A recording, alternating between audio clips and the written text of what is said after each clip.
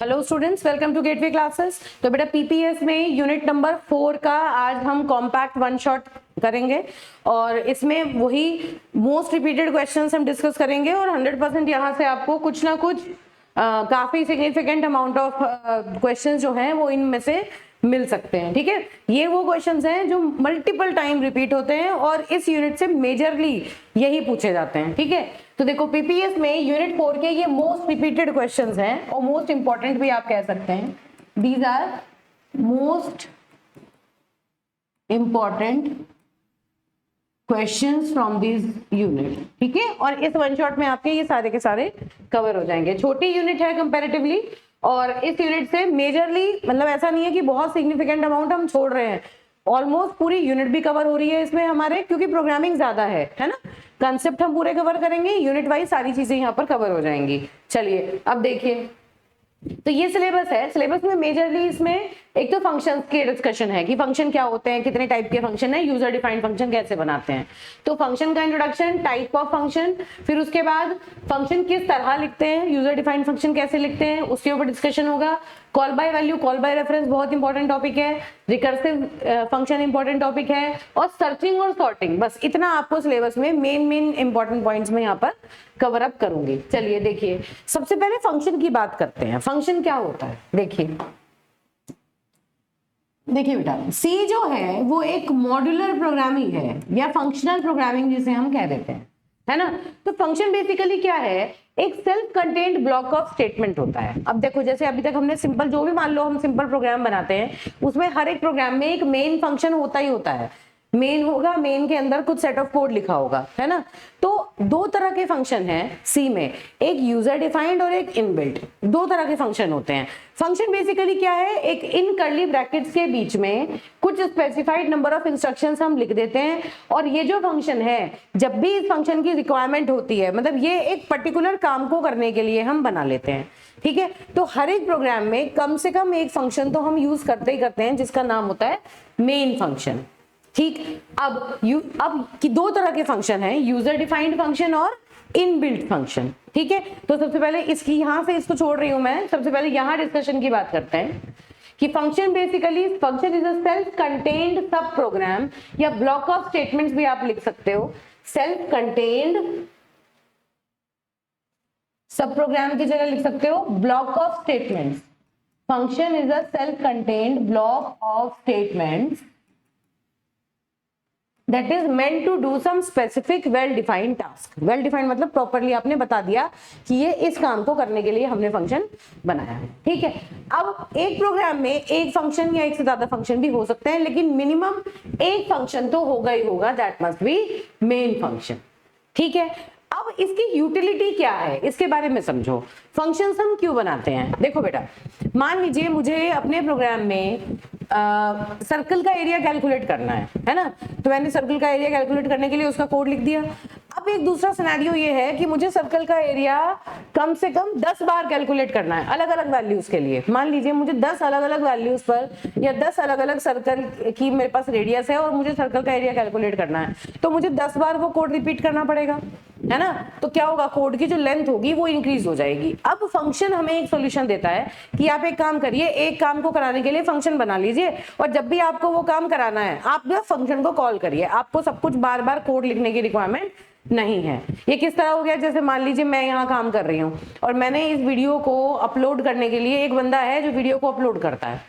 ठीक है, तो जितनी बार भी मुझे कोई काम, मैं अपना काम करूंगी और जितनी बार भी मुझे अपलोडिंग की रिक्वायरमेंट होगी, मुझे काम करने की रिक्वायरमेंट नहीं है, वो बंदा अपने आप ही काम करेगा। I will call him, he will do it, he will do that. तो फंक्शन बेसिकली क्या है कि किसी एक पर्टिकुलर काम को परफॉर्म करने के लिए हम एक सेट ऑफ कोड बना देते हैं, जब भी हमें वो काम करना होता है हम उसे कॉल कर लेते हैं। अब दो तरह के फंक्शन है, एक तो पहले से बने हैं, एक हम बनाते हैं। तो जो पहले से बने हैं सी की लाइब्रेरी के अंदर, वो क्या होते हैं, उन्हें कहते हैं हम इनबिल्ट फंक्शन या बिल्ट इन फंक्शन, जो कि पहले से एग्जिस्ट करते हैं। दूसरे टाइप के फंक्शन कौन से होते हैं, यूजर डिफाइंड फंक्शन, जिनकी डेफिनेशन यूजर देता है, मतलब यूजर अपनी रिक्वायरमेंट के हिसाब से वो फंक्शंस बना सकता है। ठीक बात है। तो अब यूजर डिफाइंड फंक्शन की बात करो, एक पहला यूजर डिफाइंड फंक्शन जो अभी तक हम पढ़ते आए हैं वो है मेन। मेन जो आपकी प्रोग्रामिंग में मेन आप यूज करते हैं, सी के प्रोग्राम में मेन फंक्शन यूज करते हैं, वो एक यूजर डिफाइंड फंक्शन है। यूजर डिफाइंड क्यों है? क्योंकि मेन के अंदर जो सेट ऑफ स्टेटमेंट्स हम लिखते हैं वो कौन देता है? यूजर देता है। मतलब मेन की जो डेफिनेशन है, डेफिनेशन का मतलब मेन क्या काम करेगा ये कौन बता रहा है? यूजर बता रहा है। इसलिए ये एक यूजर डिफाइंड फंक्शन है, ठीक है। लेकिन मेन का नाम आप चेंज नहीं कर सकते, मेन का नाम फिक्स होता है, ठीक। अब देखिए यूजर डिफाइंड फंक्शन को किस तरह से हम कॉल करते हैं और कैसे वो अपना काम करता है। मान लीजिए मैंने ए और बी दो फंक्शन बना रखे हैं। एग्जांपल में जरा ध्यान से देखना, ये एक फंक्शन है ए, पहला फंक्शन है ए, ये इसका ब्लॉक ऑफ स्टेटमेंट है, यहाँ ये शुरू हुआ, यहाँ ये खत्म हुआ, ठीक है। ऐसे ही मैंने दूसरा फंक्शन, पहले चलो एक सिंपल सा एग्जांपल लेके चलते हैं। मान लीजिए मैंने कहा कि यहाँ ये मैंने मेन बनाया और यहाँ मैंने एक फंक्शन कॉल किया ए, और इसके अंदर और भी कुछ स्टेटमेंट्स मैंने लिखी। ये एक मैंने फंक्शन बना रखा है अलग से। हमेशा ध्यान रखना, एक फंक्शन की डेफिनेशन के अंदर हम दूसरा फंक्शन की डेफिनेशन नहीं लिख सकते। एक फंक्शन के अंदर दूसरे फंक्शन को कॉल कर सकते हैं लेकिन उसकी डेफिनेशन नहीं लिख सकते, ये बात अभी ध्यान रखना।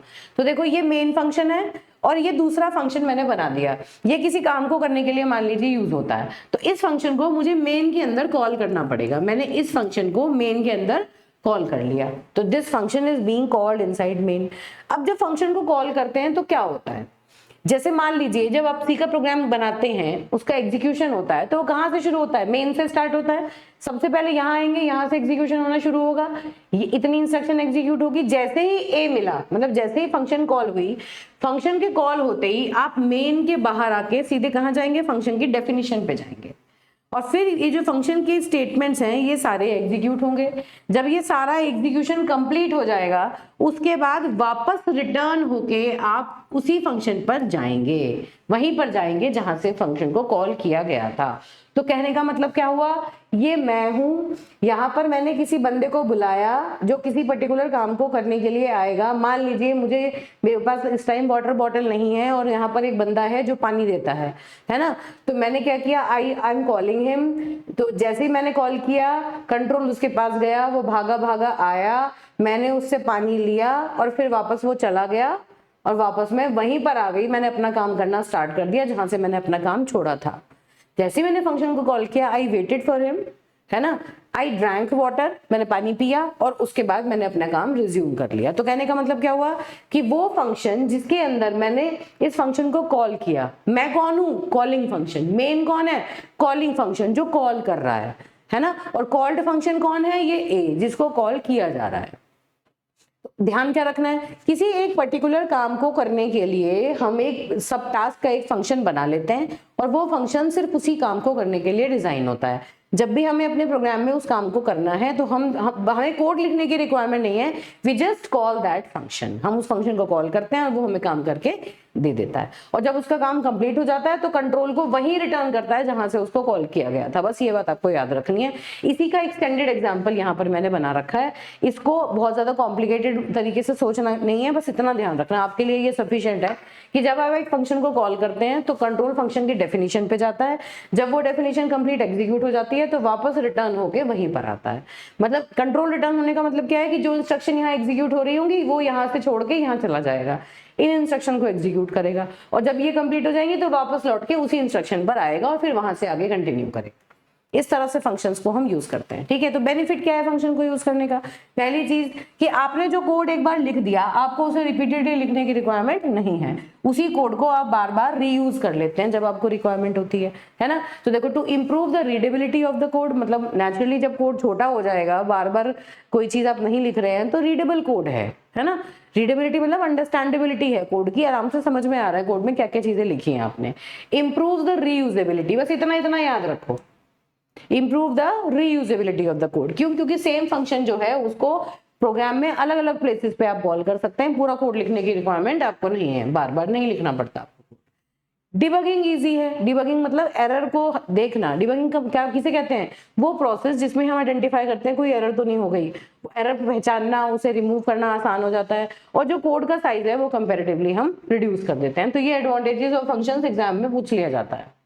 फिर अब दो तरह के फंक्शन है, लाइब्रेरी फंक्शन जिनको इनबिल्ट फंक्शन भी कहते हैं, और दूसरे हैं यूजर डिफाइंड फंक्शन।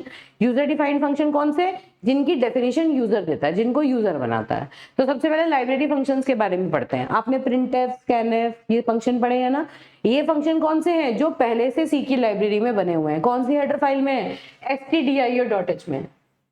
stdio.h एक हेडर फाइल है जिसके अंदर कौन कौन से प्रिंटफ और स्कैनफ, ये दो फंक्शन है, इनके नाम याद रखो। प्रिंटफ, स्कैनफ दो फंक्शन है, ये इस हेडर फाइल के अंदर पहले से बने हुए हैं। तो आपको क्या करना है, आपको अगर कोई चीज प्रिंट करनी है तो आप प्रिंटफ को कॉल करते हैं, आपको कोई चीज अगर इनपुट करानी है तो आप स्कैनफ को कॉल करते हैं। तो कुल मिला के पहले से इनकी डेफिनेशन बनी हुई है, you just need to call these functions. जब भी आपको रिक्वायरमेंट होती है आप इन्हें कॉल कर लेते हैं, ठीक है। तो ऐसे फंक्शन को, या SQRT फंक्शन होता है mathematical function, square root calculate करने के लिए, पावर कैलकुलेट करने के लिए पावर फंक्शन होता है। तो इस तरह से बहुत सारे, स्ट्रिंग के लिए आप बहुत सारे फंक्शन पढ़ेंगे, strlen नेक्स्ट यूनिट में आप पढ़ेंगे। तो ये सारी की सारी चीजें पहले से कुछ बने बनाए फंक्शन हैं जो डायरेक्टली काम करते हैं, जिनकी डेफिनेशन हमें देने की रिक्वायरमेंट नहीं होती, उन्हें हम इनबिल्ट फंक्शन कहते हैं, ठीक है। अब जो हमारा मेन कंसर्न है वो है यूजर डिफाइंड फंक्शन, जो हमें समझना है कि यूजर डिफाइंड फंक्शन क्या होता है, और इसी के ऊपर बेस्ड क्वेश्चन पूछा भी जाता है ना।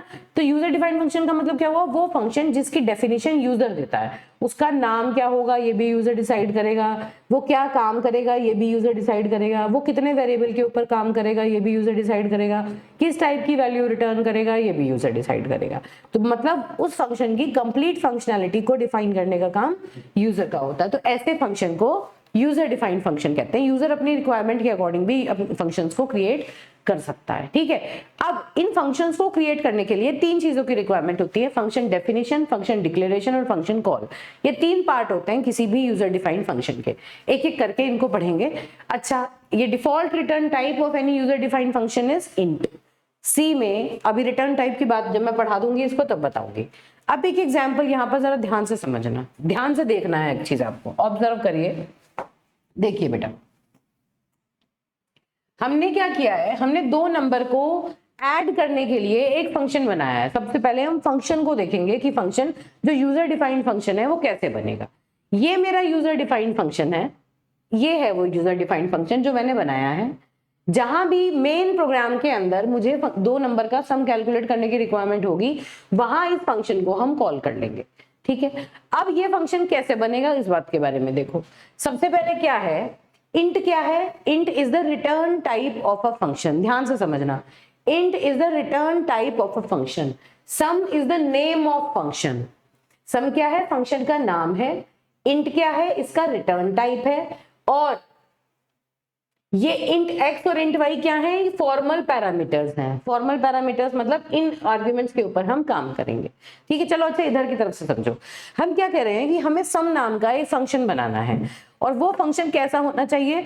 वो दो इंटीजर वैल्यू को ऐड करके हमें उसका रिजल्ट बताए। हम ये कह रहे हैं एक यूजर डिफाइंड फंक्शन बनाएंगे हम, जिसका नाम हम अपने हिसाब से रख सकते हैं। मान लीजिए हम दो नंबर को ऐड करने का फंक्शन बना रहे हैं, तो मैंने सम नाम रख लिया फंक्शन का।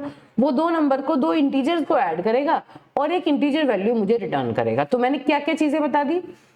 अब एक बात बताओ मुझे कि सी के कंपाइलर को जो चीज मैं बना रही हूं, जो प्रोग्रामर बना रहा है, क्या सी के कंपाइलर को उसके बारे में जानकारी है? नहीं है। कंपाइलर को सिर्फ वो चीजें पता हैं जो पहले से सी की लाइब्रेरी में मौजूद हैं। जो यूजर बनाता है, कंपाइलर उनके बारे में नहीं जानता। तो कंपाइलर को हमें सबसे पहले डिक्लेयर करनी पड़ती है कोई भी चीज, है ना। जैसे हम कोई नया वेरिएबल क्रिएट कर रहे हैं तो हमें कंपाइलर को डिक्लेयर करके बताना पड़ता है कि ये वेरिएबल हम अपने प्रोग्राम में यूज करेंगे। इसी तरह अगर हम कोई यूजर डिफाइंड फंक्शन बनाते हैं तो भी हमें कंपाइलर को बताना पड़ेगा कि ये यूजर डिफाइंड फंक्शन एक नया फंक्शन है जो हम बना रहे हैं, इसे हम अपने प्रोग्राम में यूज करेंगे। तो बिल्कुल इसी तरह हमने क्या किया, जो भी फंक्शन हम बनाएंगे first we need to declare that function. तो उस फंक्शन को मैंने यहाँ पर डिक्लेयर किया। डिक्लेरेशन के लिए क्या क्या चीजें यूज करनी है वो आपको ऑब्जर्व करना है। सबसे पहले फंक्शन का नाम, सम फंक्शन का नाम है। उसके बाद ब्रैकेट के अंदर कितने आर्ग्यूमेंट मुझे चाहिए, मतलब जब मैं सम निकालने को, अगर मैं किसी बंदे को कहूं कि तुम लो नंबर को ऐड करके लाओ, तो मुझे दो इंटीजर वैल्यू उसको देनी है। तो इसलिए यहाँ पर ये क्या बता रहा है कि ये दो इंटीजर नंबर के ऊपर काम करेगा, दो इंटीजर आर्ग्यूमेंट्स के ऊपर ये काम करेगा। तो इसलिए सम के आगे मैंने दो इंट कॉमा इंट लिख दिए। ये क्या है? नंबर ऑफ आर्ग्यूमेंट्स या नंबर ऑफ पैरामीटर जिनके ऊपर काम करेगा। अब ना फंक्शन के नाम के पहले जो लिखा है वो है उसका रिटर्न टाइप, मतलब ये किस टाइप की वैल्यू को रिटर्न करेगा। तो ये जो फंक्शन की डिक्लेरेशन है ये 3 बातें मुझे बता रही है। क्या क्या? फंक्शन का नाम क्या है, कंपाइलर को हमने क्या बताया, फंक्शन का क्या नाम है, फंक्शन कितने टाइप की वैल्यूज एक्सेप्ट करेगा, how many types of values it will accept, ये 2 नंबर्स एक्सेप्ट करेगा, वो दोनों नंबर इंटीजर टाइप के होंगे, और जब ये सम कैलकुलेट कर लेगा तो ये इंटीजर वैल्यू ही रिटर्न करेगा। ये सारी बातें हम एक फंक्शन के बारे में बता रहे हैं, है ना। कंपाइलर को हमने ये सब बातें डिक्लेयर पहले से कर दी। ये हो गई फंक्शन की डिक्लेरेशन। अब क्या होता है, अब हमने मेन फंक्शन को लिखना शुरू किया। मेन के अंदर मैंने a और b 2 नंबर ले लिए जिनका हमें सम निकालना है, और रिजल्ट एक वेरिएबल ले लिया। अब हमने इन 2 नंबर को इनपुट करा लिया, enter 2 numbers, scanf, percentile D, a और b दोनों नंबर मैंने यहाँ इनपुट कर लिए। इनपुट करने के बाद ये जो नंबर दोनों इनपुट हुए a और b, इनका सम निकालना है ना मुझे, तो मुझे सम कैसे निकालना है, फंक्शन में निकालना है। हम क्या सीख रहे हैं कि हम फंक्शन को कॉल कैसे करेंगे। अब हम खुद नहीं निकालेंगे, मेन फंक्शन के अंदर हम result is equal to a plus b नहीं लिखेंगे, हम फंक्शन की हेल्प से ही काम करेंगे। तो कैसे करेंगे, हमें क्या करना पड़ेगा, फंक्शन को बुलाना पड़ेगा, फंक्शन को कॉल करना पड़ेगा। तो फंक्शन को कॉल करने का तरीका क्या है, फंक्शन का नाम लो और वो 2 वैल्यूज जिनके ऊपर आपको काम कराना है वो वैल्यूज उसको दे दो। इस तरह से समझो, call the function, name the function, sum. इधर आओ, ये लो a और b, ये दोनों a और b लेके जाओ और इनको ऐड करके लाओ। ठीक है, इस तरह से हम फंक्शन को कॉल करते हैं। तो फंक्शन की कॉलिंग में हमें कहीं कोई डेटा टाइप लगाने की रिक्वायरमेंट नहीं है। जो a और b की वैल्यू हमने इनपुट कराई उन्हीं वैल्यूज को हम फंक्शन की कॉल में पास कर देंगे। तो सम को कॉल किया, a और b को हमने इसके अंदर पास कर दिया। अब जैसे ही हम किसी फंक्शन को कॉल करते हैं इमीडिएटली कंट्रोल कहाँ जाता है, फंक्शन की डेफिनेशन पे। तो 2 चीजें तो हमने समझ ली, फंक्शन डिक्लेरेशन और फंक्शन कॉल। अब तीसरी कौन सी है, फंक्शन की डेफिनेशन। तो जैसे ही हमने फंक्शन को कॉल किया, ये जो a और b की वैल्यूज हैं ये कैसे वेरिएबल हैं, लोकल वेरिएबल है, मेन के अंदर है। भाई हमने पढ़ा था जब हमने स्टोरेज क्लास पढ़ाई थी फर्स्ट यूनिट में आपको, कि मेन के अंदर जो लोकल वेरिएबल हैं a और b, जब आप मेन के बाहर जाएंगे तो मेन के बाहर तो a और b डिस्ट्रॉय हो जाएंगे, इनकी वैल्यू तो एग्जिस्ट ही नहीं करेगी, है ना। तो a और b जैसे ही फंक्शन को आप कॉल करोगे, ये a और b की जो वैल्यूज हैं वो फंक्शन की डेफिनेशन में ये 2 वेरिएबल हैं x और y, इनके अंदर कॉपी हो जाएंगी। क्या मतलब हुआ भाई, अगर मुझे फंक्शन को कॉल करना है तो ये मेरे पास कोई तरीका ऐसा होना चाहिए कि ये इंटीजर है a, मेरे पास एक इंटीजर मिल जाए और a की वैल्यू x में कॉपी हो जाए और b की वैल्यू y में कॉपी हो जाए। इस तरह से ये वैल्यूज जो होती हैं वो यहाँ पर कॉपी हो जाती हैं। ठीक है, तो ये क्या लिखी है, फंक्शन की डेफिनेशन। फंक्शन की डेफिनेशन क्या बताती है कि फंक्शन क्या काम करेगा। अब क्या होगा, सबसे पहले देखो, जैसे ही हमने फंक्शन को कॉल किया a की वैल्यू x में कॉपी हो गई, b की वैल्यू y में कॉपी हो गई। जो फंक्शन कॉल के अंदर आर्ग्यूमेंट्स हमने यूज किए या पैरामीटर्स यूज किए उनको हम कहते हैं एक्चुअल पैरामीटर्स, और जो हम फंक्शन की डेफिनेशन में पैरामीटर्स यूज करते हैं उनको हम कहते हैं फॉर्मल पैरामीटर्स। तो ये बातें आपको याद रखनी है, एक्चुअल और फॉर्मल पैरामीटर में क्या डिफरेंस होता है। फंक्शन कॉल में जो यूज हुए वो एक्चुअल पैरामीटर होते हैं और उनके करस्पॉन्डिंग जो फंक्शन डेफिनेशन में यूज होते हैं वो फॉर्मल पैरामीटर होते हैं। ठीक है, a की वैल्यू x में आ गई, b की वैल्यू y में आ गई। अब यहाँ मैंने एक लोकल वेरिएबल लिया इंट z में मैंने क्या किया, x और y दोनों को ऐड करके मैंने z के अंदर डाल दिया, और यहाँ एक रिटर्न स्टेटमेंट हम यूज करते हैं, इसकी हेल्प से z जो होता है वो रिटर्न करेगा। देखो जब भी ये फंक्शन कंप्लीट होगा, तो जब हमने क्या बताया था कि आपने फंक्शन को कॉल किया, फंक्शन की डेफिनेशन पे पहुंच गए, जैसे ही कंट्रोल ट्रांसफर होकर यहाँ आया, जब ये पूरा कंप्लीट हो जाएगा तो वापस कंट्रोल कहाँ आएगा, जहां आपने उसे कॉल किया था उसी पॉइंट पे वापस आता है। तो जब ये वापस आएगा, ये 2 तरीके से वापस आ सकता है, या तो ये कोई वैल्यू लेके आए या ये बिना किसी वैल्यू के आए, है ना। लेकिन हमने क्या डिक्लेयर किया हुआ है, हमने पहले से बताया हुआ है कि जो फंक्शन है हमारा वो इंटीजर टाइप की वैल्यू रिटर्न करेगा। ये देखिए हमने पहले से बता रखा है कि फंक्शन का जो रिटर्न टाइप है वो इंटीजर है, मतलब वो इंटीजर टाइप की वैल्यू रिटर्न करेगा। और किसी भी फंक्शन से वैल्यू रिटर्न कराने के लिए हम यहाँ रिटर्न कीवर्ड का यूज करते हैं। इसके बाद आप z लिख दीजिए, तो ये क्या करेगा, कंट्रोल तो जाएगा ही जाएगा, यहाँ पर z की जो वैल्यू होगी वो यहाँ पर आ जाएगी, और क्योंकि यहाँ पर z की वैल्यू आई तो वो आपको किसी वेरिएबल में स्टोर करनी पड़ेगी, तो आप रिजल्ट यहाँ पर इसे लिख देंगे, तो वो z की वैल्यू रिजल्ट के अंदर चली जाएगी और फिर आप उस रिजल्ट को यहाँ से प्रिंट कर देंगे। ठीक है, तो काम क्या हुआ, प्रोसेस क्या हुआ, first of all you need to declare the function, function का नाम क्या है, कितने आर्ग्यूमेंट के ऊपर वो काम करेगा या कितने नंबर के ऊपर काम करेगा, और वो किस टाइप के होंगे, और फंक्शन का रिटर्न टाइप क्या होगा। ये बातें बताते हुए अपने फंक्शन को डिक्लेयर कर दिया। मेन के अंदर आपने फंक्शन को कॉल किया। जैसे ही आप फंक्शन को कॉल करेंगे, फंक्शन की कॉलिंग में फंक्शन का नाम और वो आर्ग्यूमेंट जिनके ऊपर आपको काम कराना है वो आपने पास कर दिए। जैसे ही फंक्शन कॉल हुआ, इमीडिएटली कंट्रोल फंक्शन के डेफिनेशन पे गया। ए के करस्पॉन्डिंग x है और b के करस्पॉन्डिंग y है, फॉर्मल पैरामीटर।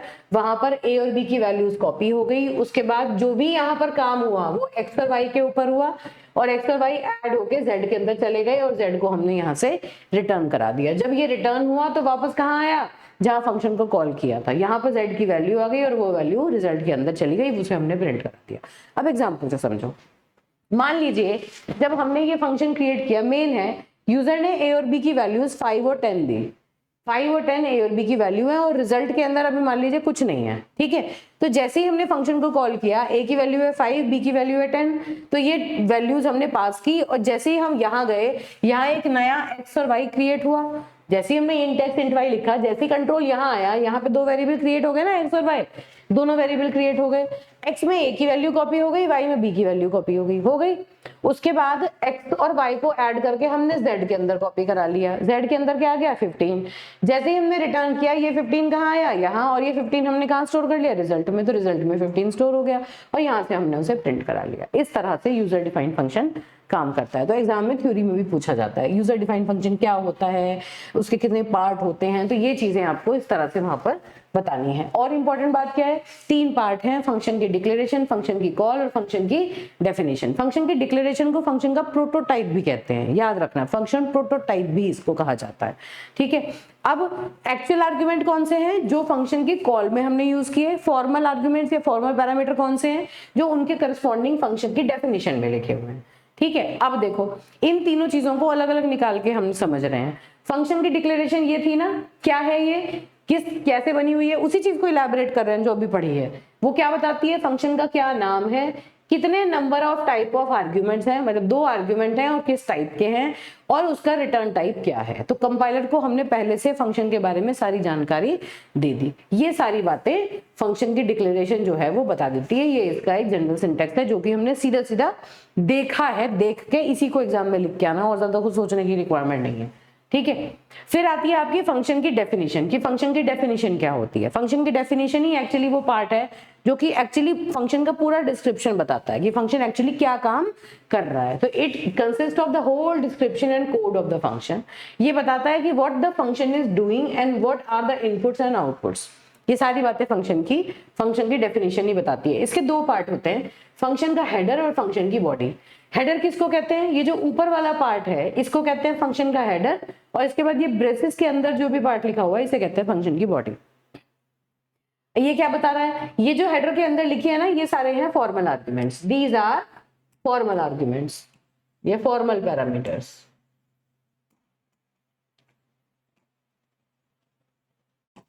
ठीक है, जिस टाइप के एक्चुअल पैरामीटर होंगे उसी टाइप के फॉर्मल पैरामीटर होंगे, क्योंकि एक्चुअल पैरामीटर की वैल्यू ही तो फॉर्मल पैरामीटर के अंदर आती है, इसलिए। ठीक है, तो ये क्या बता रहा है, ये है आपका दिस इज फंक्शन हेडर, जो कि बताता है कि फंक्शन का नाम क्या है, फॉर्मल आर्ग्यूमेंट्स, और वो क्या रिटर्न करेगा, और उसके बाद फंक्शन की बॉडी के अंदर फंक्शन जो काम करता है वो सारे स्टेटमेंट्स हम यहाँ पर लिख देते हैं। ठीक है, this is function definition. Directly example से भी आप लिख सकते हैं, जरूरी नहीं है कि आपको वही लिखना हो। ठीक है, बस समझ में आना जरूरी है, एग्जाम्पल से एक्सप्लेन कर सकते हैं। फंक्शन कॉल क्या होती है, जब भी आपको फंक्शन की रिक्वायरमेंट होती है, उसका काम कराना होता है, तो आप सिंपली फंक्शन को कॉल कर लेते हैं। तो sum name of the function followed by number of parameters या नंबर ऑफ नंबर्स जिनके ऊपर आपको एक्चुअली काम करना है। फंक्शन कॉल के लिए बस इन 2 चीजों की रिक्वायरमेंट होती है। तो ये तो हुआ बेटा आपका यूजर डिफाइंड फंक्शन। ये क्या होता है, यूजर क्या होता है, फंक्शन, फंक्शन का क्या बेनिफिट है, यूजर डिफाइंड फंक्शन क्या होता है, इनबिल्ट फंक्शन क्या होते हैं, और उसका एग्जाम्पल और यूजर डिफाइंड फंक्शन के सारे पार्ट, इसके ऊपर एक क्वेश्चन बनता है। ठीक है, फिर आता है 2 नंबर में पूछ लेते हैं रिटर्न स्टेटमेंट क्या होता है। तो रिटर्न स्टेटमेंट बेसिकली क्या करता है, 2 काम करता है। एक तो रिटर्न स्टेटमेंट कंट्रोल रिटर्न करता है। भाई आपने मान लीजिए कोई फंक्शन कॉल किया, आप उस फंक्शन के अंदर चले गए, ठीक है, जब वो फंक्शन कंप्लीट होगा और लास्ट में आपको रिटर्न मिले, तो रिटर्न 2 काम करेगा। या एक तो कंट्रोल रिटर्न करेगा। कंट्रोल रिटर्न मतलब जहां भी फंक्शन के अंदर आपने रिटर्न लिख दिया ना, फंक्शन के आगे के कोई भी स्टेटमेंट है वो एग्जीक्यूट नहीं होंगे, फंक्शन वापस वहीं चला जाएगा जहां से उसको कॉल किया गया है। क्या मतलब है इस बात का? देखो जैसे मान लीजिए मैंने ए फंक्शन लिखा, जैसे मैंने मान लीजिए ये मेन है और मेन के अंदर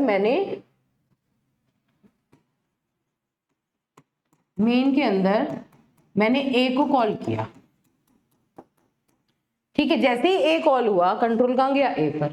अब यहां पर ये एग्जीक्यूट कर रहा है, लेकिन यहां तक का कोड एग्जीक्यूट करने के बजाय यहीं पर रिटर्न कर रहा है, यहीं रिटर्न लिखा है।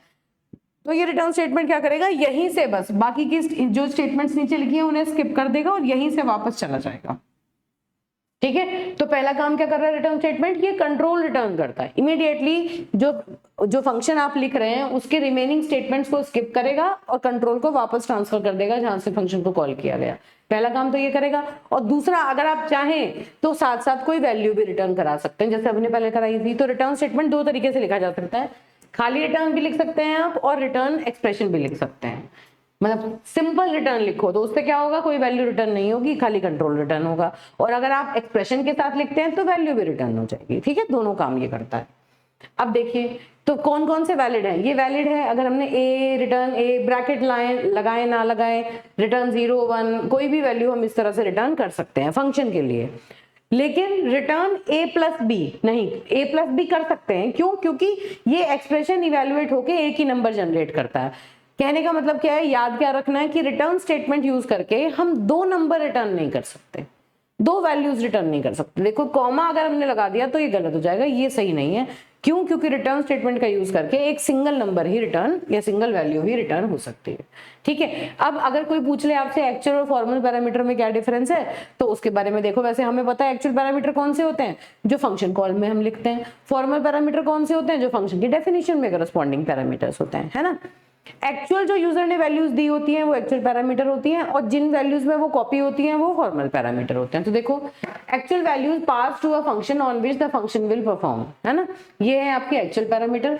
फॉर्मल कौन से हैं? They are the variables in the function definition that would receive the values when the function is called.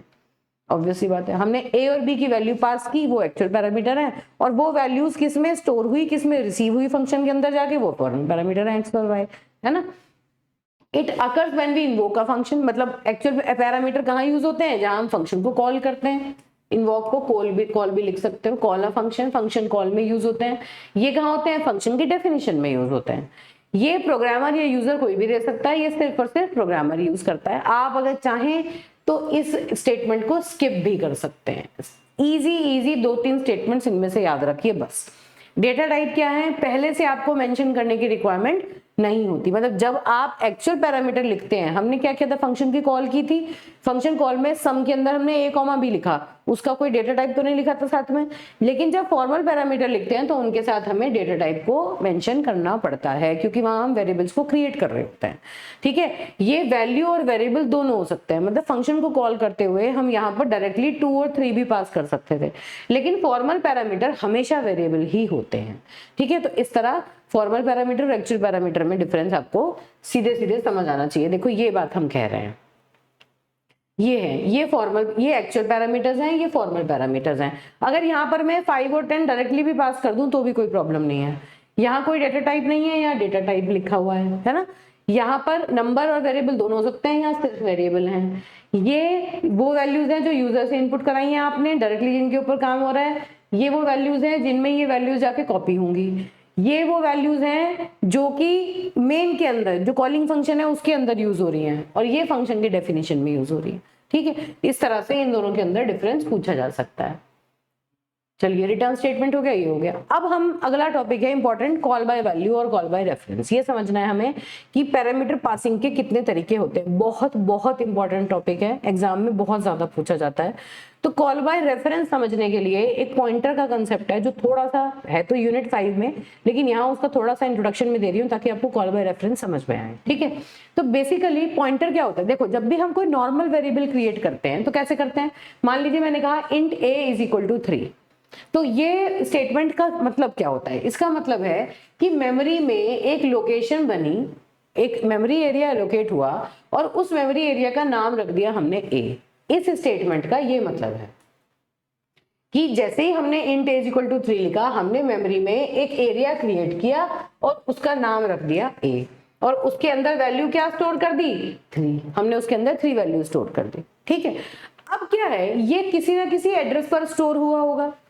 तो अगर मुझे मान लीजिए हमें किसी वेरिएबल का एड्रेस पता करना है, मैं बहुत सिंपलेस्ट फॉर्म में समझाने की कोशिश करूंगी कि मान लीजिए मुझे किसी वेरिएबल का एड्रेस पता करना है कि वो किस मेमोरी एड्रेस के ऊपर स्टोर्ड है। तो वो एड्रेस हमें ऐसे पता नहीं चलेगा, उसके लिए हमें पॉइंटर वेरिएबल यूज करने पड़ते हैं, ठीक है। तो क्या करते हैं, हम पॉइंटर डिक्लेयर करते हैं। पॉइंटर बेसिकली एक वेरिएबल है, लेकिन उसकी स्पेशलिटी क्या है कि वो कोई ऑर्डिनरी वैल्यू स्टोर नहीं करता, वो एड्रेस स्टोर करता है, किसी दूसरे वेरिएबल का एड्रेस स्टोर करता है। और लिमिटेशन क्या है कि जिस टाइप का पॉइंटर वेरिएबल आप बनाओगे उसी टाइप के वेरिएबल का वो एड्रेस होल्ड करेगा। मतलब अगर मुझे a एक इंटीजर वेरिएबल है, इसका एड्रेस स्टोर कराना है, तो इसका एड्रेस स्टोर कराने के लिए मुझे एक इंटीजर पॉइंटर लेना पड़ेगा।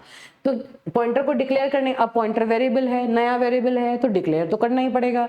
तो पॉइंटर को डिक्लेयर करने का तरीका क्या होता है, इंट, अगर इंटीजर पॉइंटर बना रहे हैं इंट और एस्ट्रिक p, तो ये क्या बना, ये एक इंटीजर पॉइंटर बना। ये डिक्लेरेशन का स्टाइल इसे क्या कहता है कि p is an integer pointer, ये इसकी डेफिनेशंस हैं। या p एक इंटीजर का एड्रेस होल्ड कर सकता है, या p एक इंटीजर को पॉइंट कर सकता है। तो अब अभी तक इतनी बातें हमने यहाँ पर कर ली। अब मैंने क्या कहा, इधर देखो, मैंने क्या किया, एक इंटीजर पॉइंटर ले लिया और एक नॉर्मल वेरिएबल ले लिया जिसके अंदर मैंने 3 स्टोर कर दिया। ये सिनेरियो है। अब मैंने क्या कहा, p is equal to address of a, address of a, this operator is called as address of a।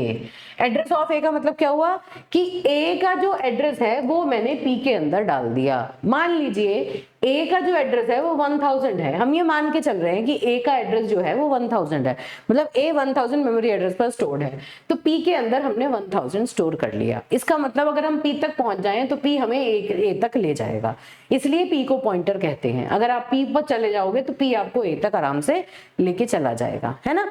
तो इस इंस्ट्रक्शन से क्या मतलब हुआ कि हमने a एक वेरिएबल क्रिएट किया और उस पर एक पॉइंटर लगा के छोड़ दिया। उस पर पॉइंटर लगाने का तरीका क्या है कि पहले उसी टाइप का एक पॉइंटर वेरिएबल डिक्लेयर करो और फिर उसमें उस वेरिएबल का एड्रेस डाल दो। अगर आप डाल दोगे तो वो उसका एड्रेस होल्ड करेगा।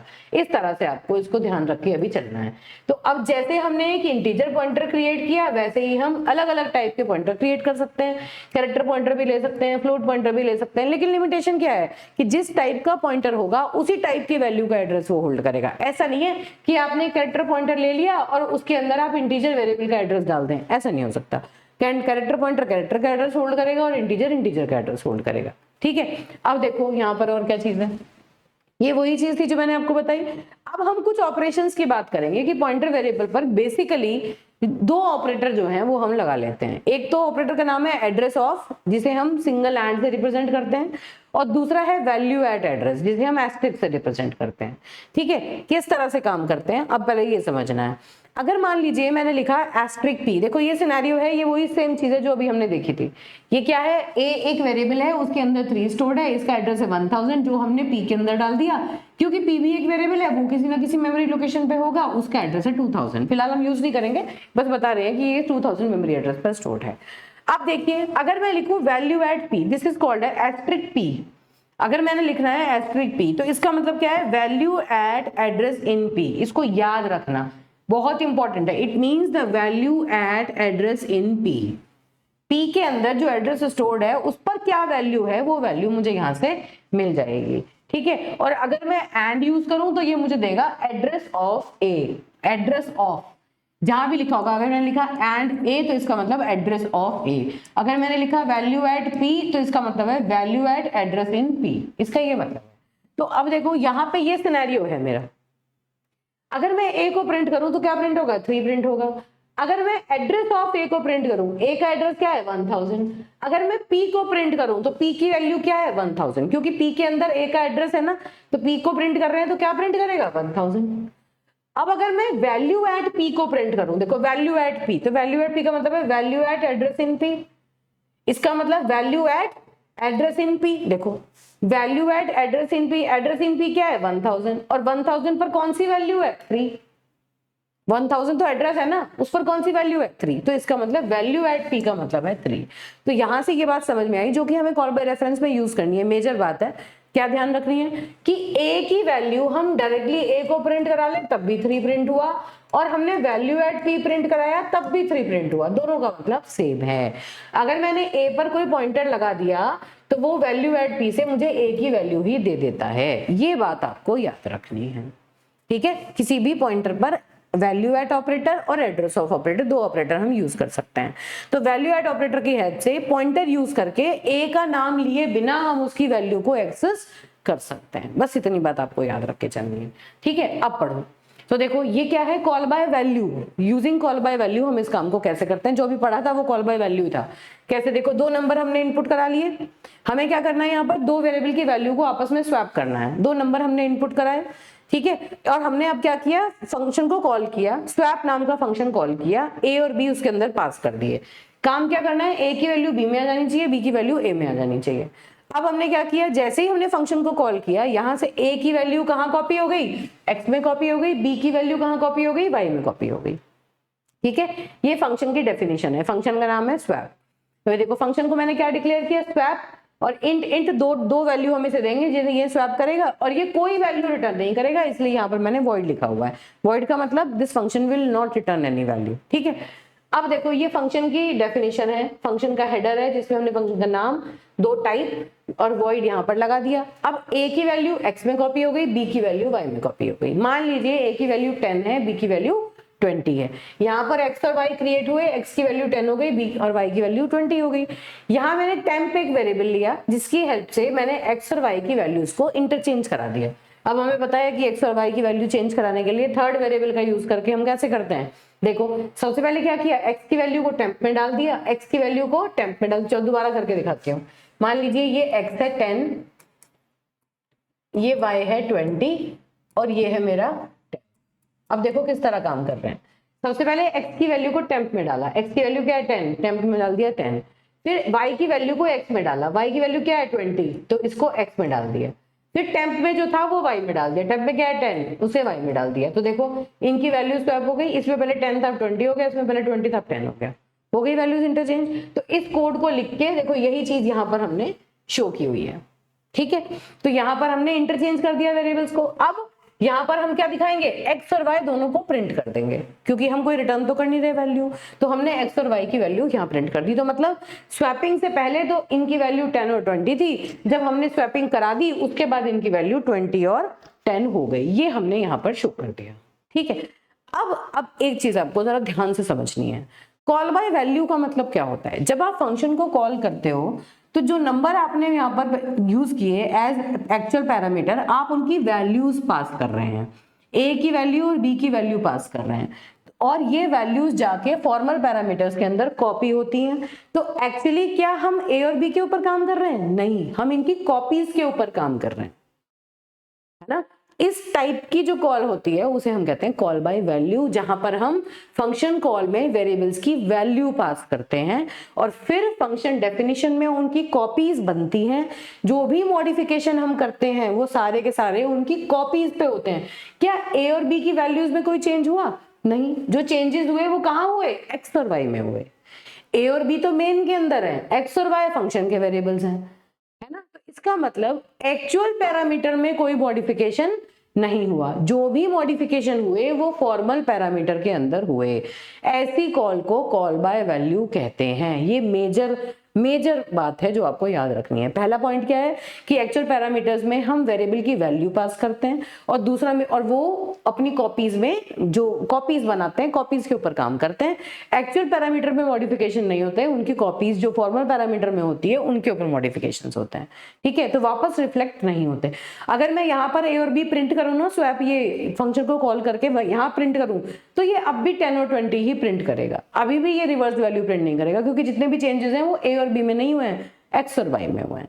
ठीक है, तो देखिए all the changes are done in x and y, as in case of call by value all the changes are made to the copies of the actual parameters but not on actual parameters, so the changes in the formal parameter does not reflect back to the actual parameters. ठीक है, जो modification हुए वो x और Y में हुए, ए और B में नहीं हुए। अब हमें क्या करना है, कॉल बाय रेफरेंस क्या करता है, वो कहता है कि भाई ए और बी की वैल्यू मैं पास नहीं करूंगा, मैं तो तुम्हें इसके एड्रेस बता दूंगा, है ना। क्या मतलब हुआ इस बात का, भाई अभी कॉल बाय वैल्यू का मतलब क्या था कि मैंने अपने कुछ नोट्स बनाए और मैंने अपने नोट्स फोटोकॉपी करा के आप किसी बच्चे को दे दिए, उस बच्चे ने उन नोट्स में पढ़ा, मॉडिफिकेशन किया, तो क्या वो अपने नोट्स में मॉडिफिकेशन कर रहा है, तो क्या मेरी वाली जो कॉपी मेरे हाथ में है उसमें मॉडिफिकेशन हो रहे हैं? नहीं। ये क्या है, कॉल बाय वैल्यू, है ना। मैंने उसको सेम नोट्स नहीं दिए, मैंने कॉपी बना के उसको दी है।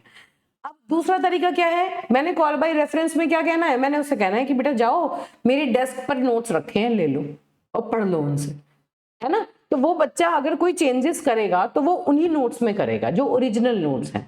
तो इसका मतलब जो नोट्स मैंने उसे दिए उसी में मॉडिफिकेशंस होंगे, एक्चुअल वैल्यूज के ऊपर काम करेगा, वो होता है आपका कॉल बाय रेफरेंस। तो कॉल बाय रेफरेंस में जब हम फंक्शन को कॉल करेंगे तो उसमें जो वेरिएबल यूज करते हैं उन वेरिएबल्स की वैल्यू पास करने की बजाय हम उनके एड्रेस पास करते हैं, क्योंकि हम एक्चुअल वैल्यूज के ऊपर काम कराते हैं। ठीक है, तो देखो अब हम क्या हुआ, अब जरा ध्यान से समझना, यहाँ देखिए सेम वही चीज है, ए और बी की वैल्यू हमने यूजर से ले ली और अब हमने फंक्शन को कॉल किया, और अब देखो एड्रेस ऑफ ए और एड्रेस ऑफ बी मैंने पास किया। मान लो ए और बी दो वेरिएबल मैंने यहाँ बनाए, ए का एड्रेस है 1000 और बी का एड्रेस है 2000, तो मैंने यहाँ पर ए का एड्रेस और बी का एड्रेस पास कर दिया, मतलब 1000 और 2000 मैंने यहाँ पर पास किया। ठीक है, अब मुझे एक बात बताओ, अगर हम यहाँ से एड्रेस पास करेंगे तो एड्रेस को फॉर्मल पैरामीटर में भी फंक्शन के अंदर एक वेरिएबल लेना पड़ेगा ना जो इसको स्टोर करके रखे, तभी तो काम करेगा वो। तो इन वेरिएबल्स की एड्रेस को स्टोर करने के लिए हमें क्या चाहिए, पॉइंटर। एक नॉर्मल वेरिएबल की वैल्यू को जब हम भेज रहे थे तो हमें नॉर्मल वेरिएबल चाहिए, लेकिन अगर हम एड्रेस यहाँ से भेज रहे हैं तो हमें वहां पर पॉइंटर चाहिए ना, इसलिए हमने यहाँ पर दो पॉइंटर वेरिएबल बनाए हैं। अब क्या होगा, ए का एड्रेस एक्स में चला जाएगा, बी का एड्रेस वाई में चला जाएगा, क्योंकि एक्स एक पॉइंटर है वो ए का एड्रेस होल्ड करेगा और y भी दूसरा एक इंटीजर पॉइंटर है जो कि b का एड्रेस होल्ड करेगा। x a को पॉइंट कर रहा है, y b को पॉइंट कर रहा है, हमने पॉइंटर लगा दिए इनके ऊपर सिंपल। और बस अब यहाँ पर हम जो भी काम कर रहे हैं वही इंस्ट्रक्शंस हैं, बस यहाँ value at x value at y value at y लिख रखा है, x और y की जगह वैल्यू एट x और वैल्यू एट y लिख रखा है। इसने क्या किया, जो यहाँ पर a और b थे इसने अलग से कॉपीज नहीं बनाई, उन्हीं के ऊपर पॉइंटर लगा दिया और सारा मॉडिफिकेशन इन्हीं वेरिएबल्स के अंदर किया। तो अब एक्चुअली ए और बी की वैल्यू में ही चेंज हो रहा है, इनकी किसी कॉपी पे काम नहीं हो रहा। तो देखिए यहाँ प्रिंट करने की बजाय हमने स्वैप के बाद ही ए और बी की मॉडिफाइड वैल्यूज प्रिंट की हैं, तो ये मॉडिफाइड वैल्यूज ही प्रिंट करेगा। पहले यहाँ 10 और 20 प्रिंट करेगा स्वैप करने से पहले, और जब आपने फंक्शन को कॉल कर लिया उसके बाद ये वापस 20 और 10 प्रिंट करेगा। ये होता है कॉल बाय रेफरेंस। तो कॉल बाय रेफरेंस क्या हुआ, जिसमें हम फंक्शन को कॉल करते हैं तो क्या पास करते हैं, वेरिएबल्स का एड्रेस पास करते हैं। मतलब जो एड्रेस पास करने का मतलब क्या है कि पॉइंटर्स के थ्रू जो ओरिजिनल नंबर हैं हम उन्हीं के ऊपर काम करते हैं, उनकी कॉपीज नहीं बनाते। कॉल बाय वैल्यू में हम यहाँ से वैल्यू पास कर रहे थे जिसकी कॉपी के ऊपर हम काम करते थे, यहाँ पर हम पॉइंटर्स की हेल्प से उन्हीं वेरिएबल्स के ऊपर काम कर रहे हैं, उनकी कॉपीज पे काम नहीं कर रहे। तो इसका मतलब क्या हुआ कि जो चेंजेस हैं वो एक्चुअल पैरामीटर के अंदर ही होते हैं। ऐसा नहीं है कि एक्चुअल पैरामीटर मॉडिफाई नहीं होते, यहाँ डायरेक्टली हम एक्चुअल पैरामीटर्स के ऊपर ही काम करते हैं।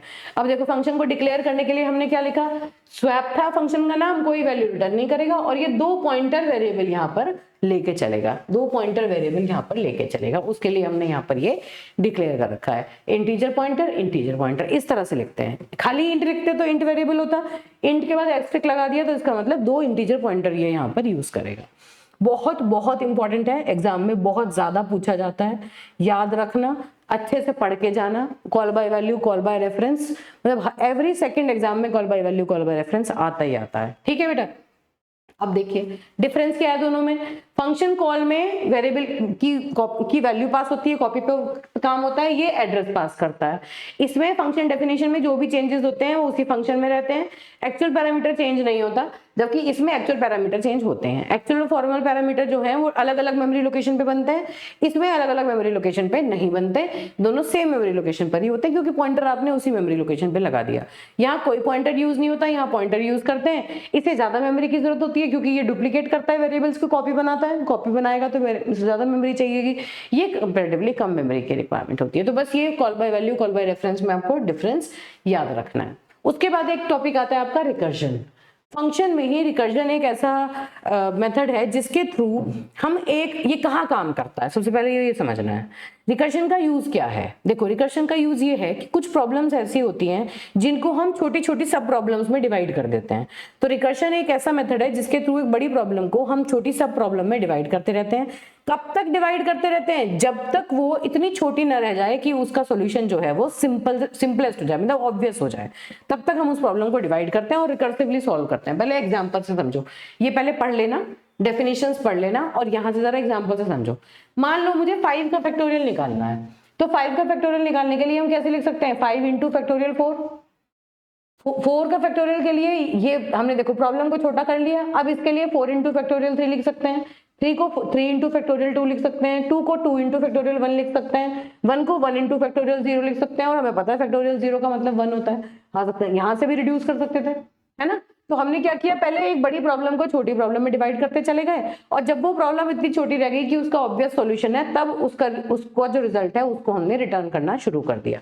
तो ये क्या करेगा, 1 रिटर्न करेगा कहाँ, जहां ये कॉल हुआ, ये यहाँ रिटर्न करेगा, फिर ये मल्टीप्लाई होगा, आंसर यहाँ रिटर्न करेगा, ये मल्टीप्लाई होगा, आंसर यहाँ रिटर्न होगा, ये मल्टीप्लाई होगा, आंसर यहाँ रिटर्न होगा, ये मल्टीप्लाई होगा, आंसर आगे रिटर्न हो जाएगा जहां फंक्शन को कॉल किया था। तो इस तरह की कॉल को हम रिकर्सिव कॉल कहते हैं। और इन जनरल देखें तो फंक्शन कैसा होता है, देखो मान लो मैंने void a लिखा, ये कोई यूजर डिफाइंड फंक्शन है, तो रिकर्सिव फंक्शन कौन से हैं?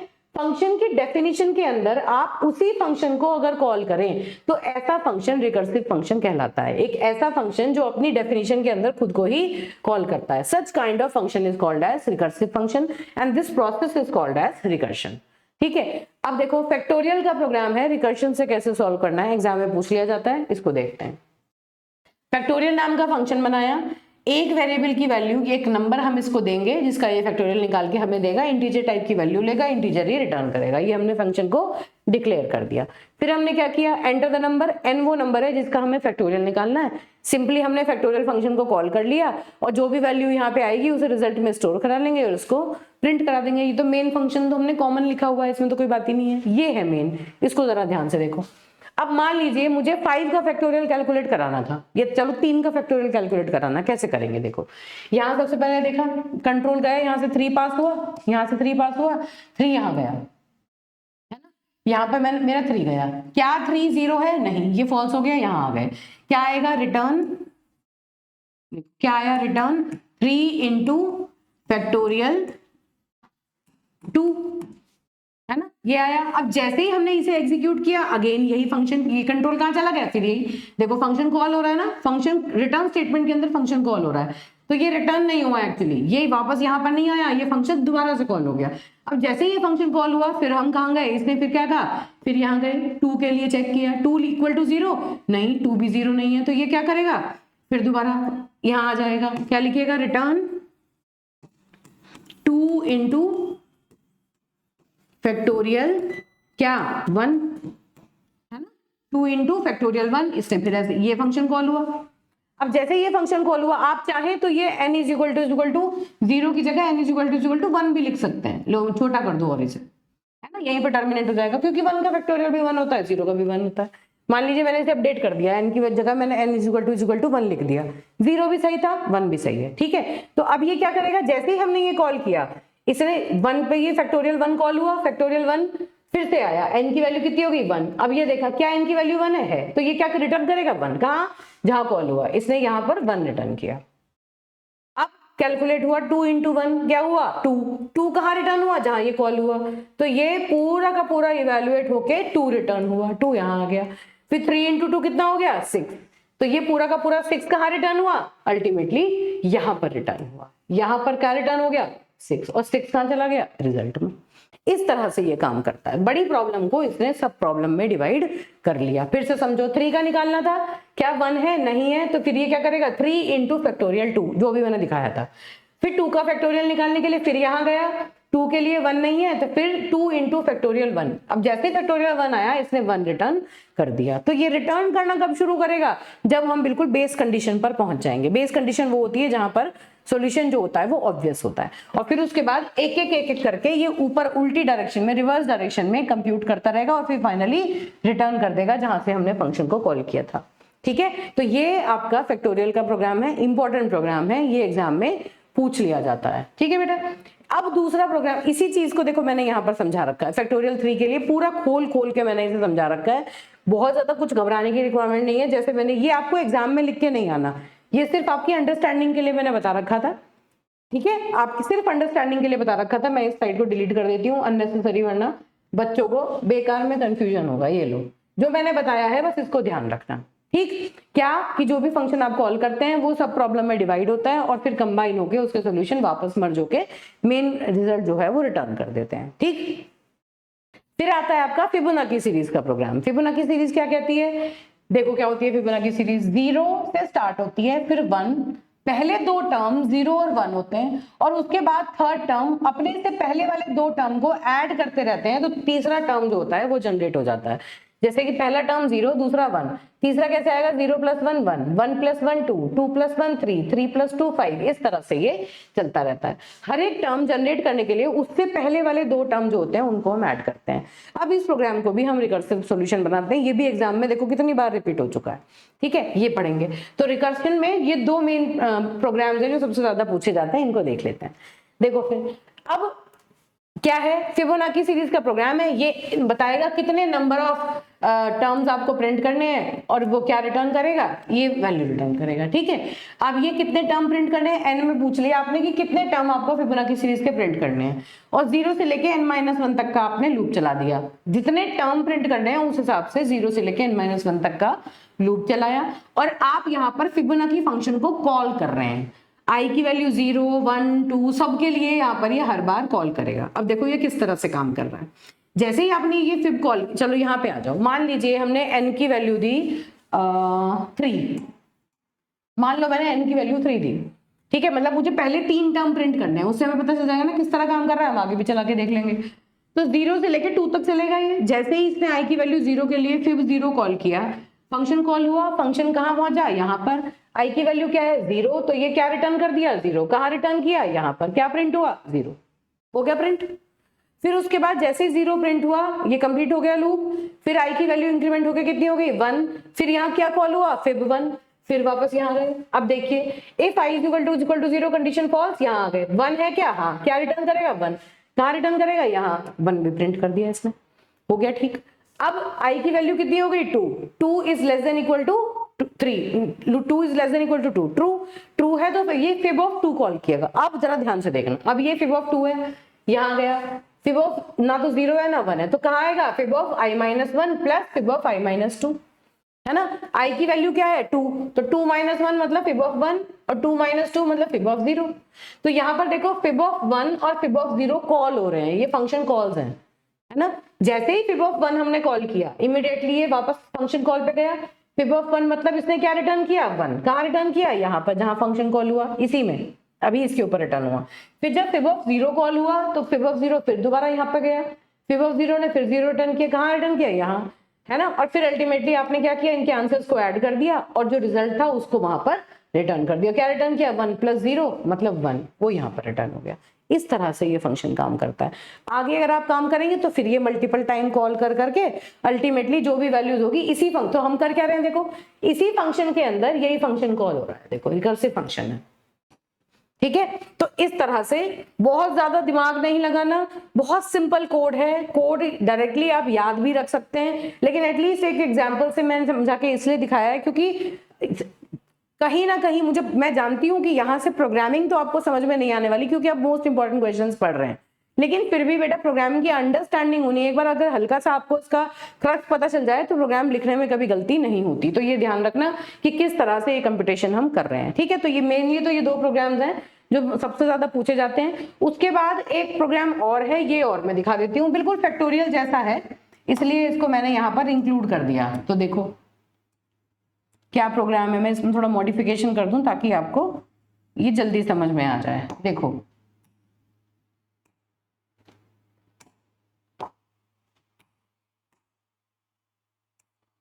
देखो बेटा, अब ये अगला प्रोग्राम है, इसमें क्या कर रहे हैं, 2021-22 में आया था, ये भी रिकर्सिव सॉल्यूशन है। क्या कह रहा है, n नेचुरल नंबर को आपको का सम फाइंड आउट करना है। अब मुझे एक बात बताओ, n नेचुरल नंबर मतलब 1 + 2, मान लो 5 नेचुरल नंबर का सम निकालना है, 1 + 2 + 3 + 4 + 5, यही तो करना है। फैक्टोरियल में क्या किया था, 1 × 2 × 3 × 4 × 5, यही तो किया था, बस यहाँ प्लस करना है, यहाँ मल्टीप्लाई था। बिल्कुल सेम फैक्टोरियल वाला कोड है ये, सेम फैक्टोरियल वाला कोड है, बस वहां पर मल्टीप्लीकेशन था, यहाँ पर क्या है, यहाँ पर प्लस लिखा हुआ है, दैट्स इट, सेम कोड है। तो आपने पहले नंबर ऑफ टर्म पूछ लिया कितने हैं, कितने नंबर आपको प्रिंट कराने हैं, और उसके बाद आपने फंक्शन को कॉल कर लिया सम n, है ना। और जैसे फंक्शन कॉल किया आपने, यहाँ पर कंट्रोल आया, n की वैल्यू 1 है तो 1 रिटर्न करेगा, नहीं तो n + सम ऑफ n - 1, जैसे फैक्टोरियल में था n × फैक्टोरियल ऑफ n - 1, यहाँ प्लस आ जाएगा फैक्टोरियल की जगह। सेम फैक्टोरियल वाला प्रोग्राम है, बस आपको यहाँ पर एडिशन की जगह, मल्टीप्लीकेशन की जगह एडिशन करना है ना। तो काम किस तरह कर रहा है देखो, ये बस यहाँ से जो ये सम मैंने ये 0 लेके दिखा रखा था, ये लो यहाँ तक आप इसको जनरेट कर लो, ये सिंप्लीफाई हो जाएगा कोड, ये लो, बस इतना ध्यान रखना है इसको।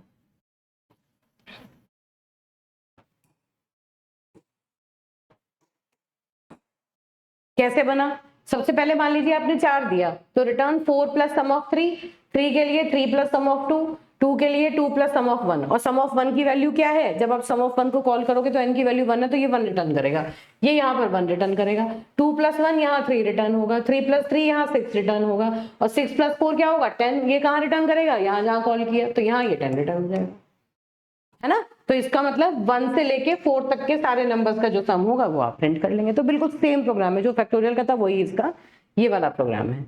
अब आ जाता है आपका रिकर्शन की क्या एडवांटेजेस हैं, क्या डिसएडवांटेजेस हैं, 1-2 पॉइंट्स में याद रखना।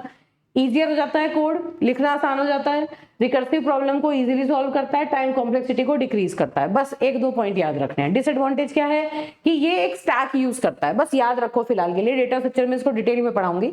स्टैक बेसिकली क्या है, एक डेटा स्ट्रक्चर है, जब हम रिकर्शन यूज करते हैं तो स्टैक के अंदर हम वैल्यूज को पुश करते हैं, ठीक है। स्लो होता है क्योंकि यहाँ पर हमें स्टैक बनाना पड़ता है, उसके अंदर वैल्यूज डालनी पड़ती हैं, इसलिए रिकर्शन का जो प्रोसेस है वो कंपैरेटिवली स्लोअर होता है as compare to iteration. Iteration मतलब नॉर्मल लूप का यूज करके जो हम काम करते थे, उससे ये थोड़ा सा कॉम्प्लेक्स होता है। रिकर्शन और आइटरेशन में डिफरेंस क्या होता है, मतलब लूप में और रिकर्शन में क्या फर्क होता है। देखो देखने में तो लूप जैसा लग रहा है ना, बार बार उसी के अंदर घूमते रहेंगे, फर्क क्या होता है। रिकर्शन क्या है, एक फंक्शन अपनी डेफिनेशन के अंदर खुद को कॉल कर रहा है, जबकि आइटरेशन में हम क्या करते हैं, रिपीटेडली जब तक कंडीशन फॉल्स नहीं हो जाती स्टेटमेंट्स को एग्जीक्यूट करते हैं, वहां फंक्शन को कॉल नहीं करते। यहाँ पर क्या है, टर्मिनेशन कंडीशन जो है रिकर्सिव फंक्शन के अंदर ही बनी होती है। टर्मिनेशन की जो कंडीशन होती है वो डेफिनेशन ऑफ लूप में लिखी होती है, ठीक है। यहाँ कोड का साइज छोटा होता है रिकर्शन में, यहाँ कोड का साइज बड़ा भी हो सकता है जब हम लूप्स लिखते हैं। ये हमेशा फंक्शन में अप्लाई होता है, ये लूप्स पे अप्लाई होता है। स्लोअर होता है रिकर्शन, अभी हमने बात की, आइटरेशन फास्ट होता है ना। और आप और क्या लिख सकते हैं, यहाँ पर आपको ये पॉइंट्स आप स्किप कर सकते हैं, ये पॉइंट्स आप स्किप कर सकते हैं, सिंपलेस्ट पॉइंट्स आप चूज कर लीजिए इसमें से, बिल्कुल सिंपल निकाल लीजिए। इसको मेंटेन करना पड़ता है और अपडेट करना पड़ता है स्टैक को, यहाँ कोई स्टैक का यूज नहीं करना पड़ता, इसलिए यहाँ मेमोरी ज्यादा यूज होती है, यहाँ मेमोरी कंपैरेटिवली कम यूज होती है। बस सिंपल 2-4 पॉइंट्स निकाल लो और उनको पढ़ के, उनको अगर आ जाए तो उनके बारे में आप वहां पर लिख के चले जाना। मतलब आइटरेशन बेसिकली लूप को कहते हैं, जहां पर लूप यूज करते हैं ना रिपीटेडली, वो आइटरेशन होता है। और रिकर्शन क्या है, जहां फंक्शन की डेफिनेशन के अंदर उसी फंक्शन को कॉल कर रहे हो, वो रिकर्शन होता है प्रोसेस, ठीक है। फिर इसके बाद आपका बहुत इंपॉर्टेंट टॉपिक आता है सॉर्टिंग। सॉर्टिंग में आपको 2 तरह की सॉर्टिंग में पढ़ाऊंगी, है तो सिलेबस में 3, लेकिन बबल सॉर्ट और सिलेक्शन सॉर्ट ही एग्जाम में पूछी जाती है। सॉर्टिंग का मतलब क्या हुआ कि आपके पास कुछ नंबर्स हैं और आपको उन्हें इंक्रीजिंग या डिक्रीजिंग ऑर्डर में सॉर्ट करना है, ठीक है। चलिए कैसे करेंगे, देखिए सबसे पहले क्या है, बबल सॉर्ट का प्रोग्राम लेते हैं। पहले प्रोसेस समझते हैं, फिर इसका प्रोग्राम लिखेंगे। प्रोसेस क्या है, मान लीजिए मेरे पास एक एरे है, एरे के अंदर 1 2 3 4 5 6 एलिमेंट्स हैं, है ना, और मुझे बबल सॉर्ट लगा के इसको सॉल्व करना है, सॉर्ट करना है। तो कैसे हम बबल सॉर्ट को लगाते हैं, सबसे पहले ये ध्यान रखना है। एक तो हमें क्या करना पड़ेगा कि जो भी हमें लिस्ट ऑफ एलिमेंट्स दिया है, जो एरे दिया है, उसको रिपीटेडली उस पर कुछ ऑपरेशन हमें कंपेयर कर करके कुछ ऑपरेशन परफॉर्म करने होते हैं। अब कितनी बार हमें वो ऑपरेशन करना होता है, उसके लिए पासेस कहते हैं। एक वो कहते हैं ना कि एक एरे है, उसको कितनी बार हम एक प्रोसेस से होकर निकालेंगे, उसे कहते हैं पास। तो अगर मान लीजिए आपके पास 1 2 3 4 5 6 एलिमेंट्स हैं इस एरे के अंदर, तो मैक्सिमम 5 पासेस में ये जो एरे होगा ये बबल सॉर्ट यूज करके सॉर्ट हो जाएगा। इससे ज्यादा की रिक्वायरमेंट आपको नहीं होगी। तो हमें नंबर ऑफ पासेस दिखाने हैं 5। देखो पास 1, पास 2, पास 3, पास 4, पास 5। और पास को शो करने के लिए मैंने एक वेरिएबल लिया है i, जिसकी वैल्यू 0 से स्टार्ट होके 4 तक चल रही है, क्योंकि 5 पास हैं, तो स्टार्टिंग फ्रॉम 0 to 4 कितने नंबर होते हैं? 5। ठीक है, अब एक एक करके जरा ध्यान से सुनो, क्या करना है। ये जो एरे है इसको मैंने वर्टिकली लिख लिया, ठीक है, और जे की वैल्यू 0, जे की वैल्यू 1, जे की वैल्यू 2 का मतलब क्या है, जे की वैल्यू को 0 से लेके 4 तक चला दिया। मतलब जब भी हम बबल सॉर्ट की बात करते हैं, बबल सॉर्ट क्या करता है, पहले 2 नंबर को कंपेयर करेगा। मतलब जे की वैल्यू 0 अगर हमने ली है तो इसका मतलब क्या है कि मतलब 0 पोजीशन पर, 0 इंडेक्स पर जो वैल्यू है उसे अगले वाले जे वाली पर जो वैल्यू है उसे j+1 वाली वैल्यू से कंपेयर करो। पहले 2 को कंपेयर करो। हमें इसे असेंडिंग ऑर्डर में सॉर्ट करना है।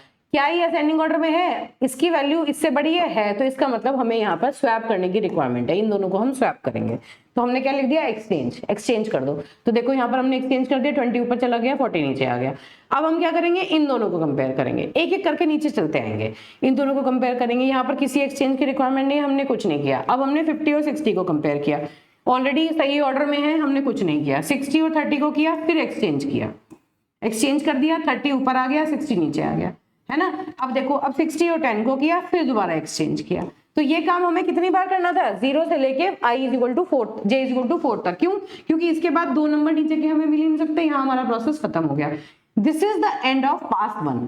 अब जब हम पास 2 में एंटर करेंगे तो इसका जो रिजल्ट है वहां से पास 2 शुरू होता है। तो इसका रिजल्ट क्या हुआ? 10 ऊपर आ गया, 60 नीचे, 10 ऊपर आ गया, 60 नीचे, और बाकी ये नंबर हमने एज इट इज यहाँ पर कॉपी कर दिए।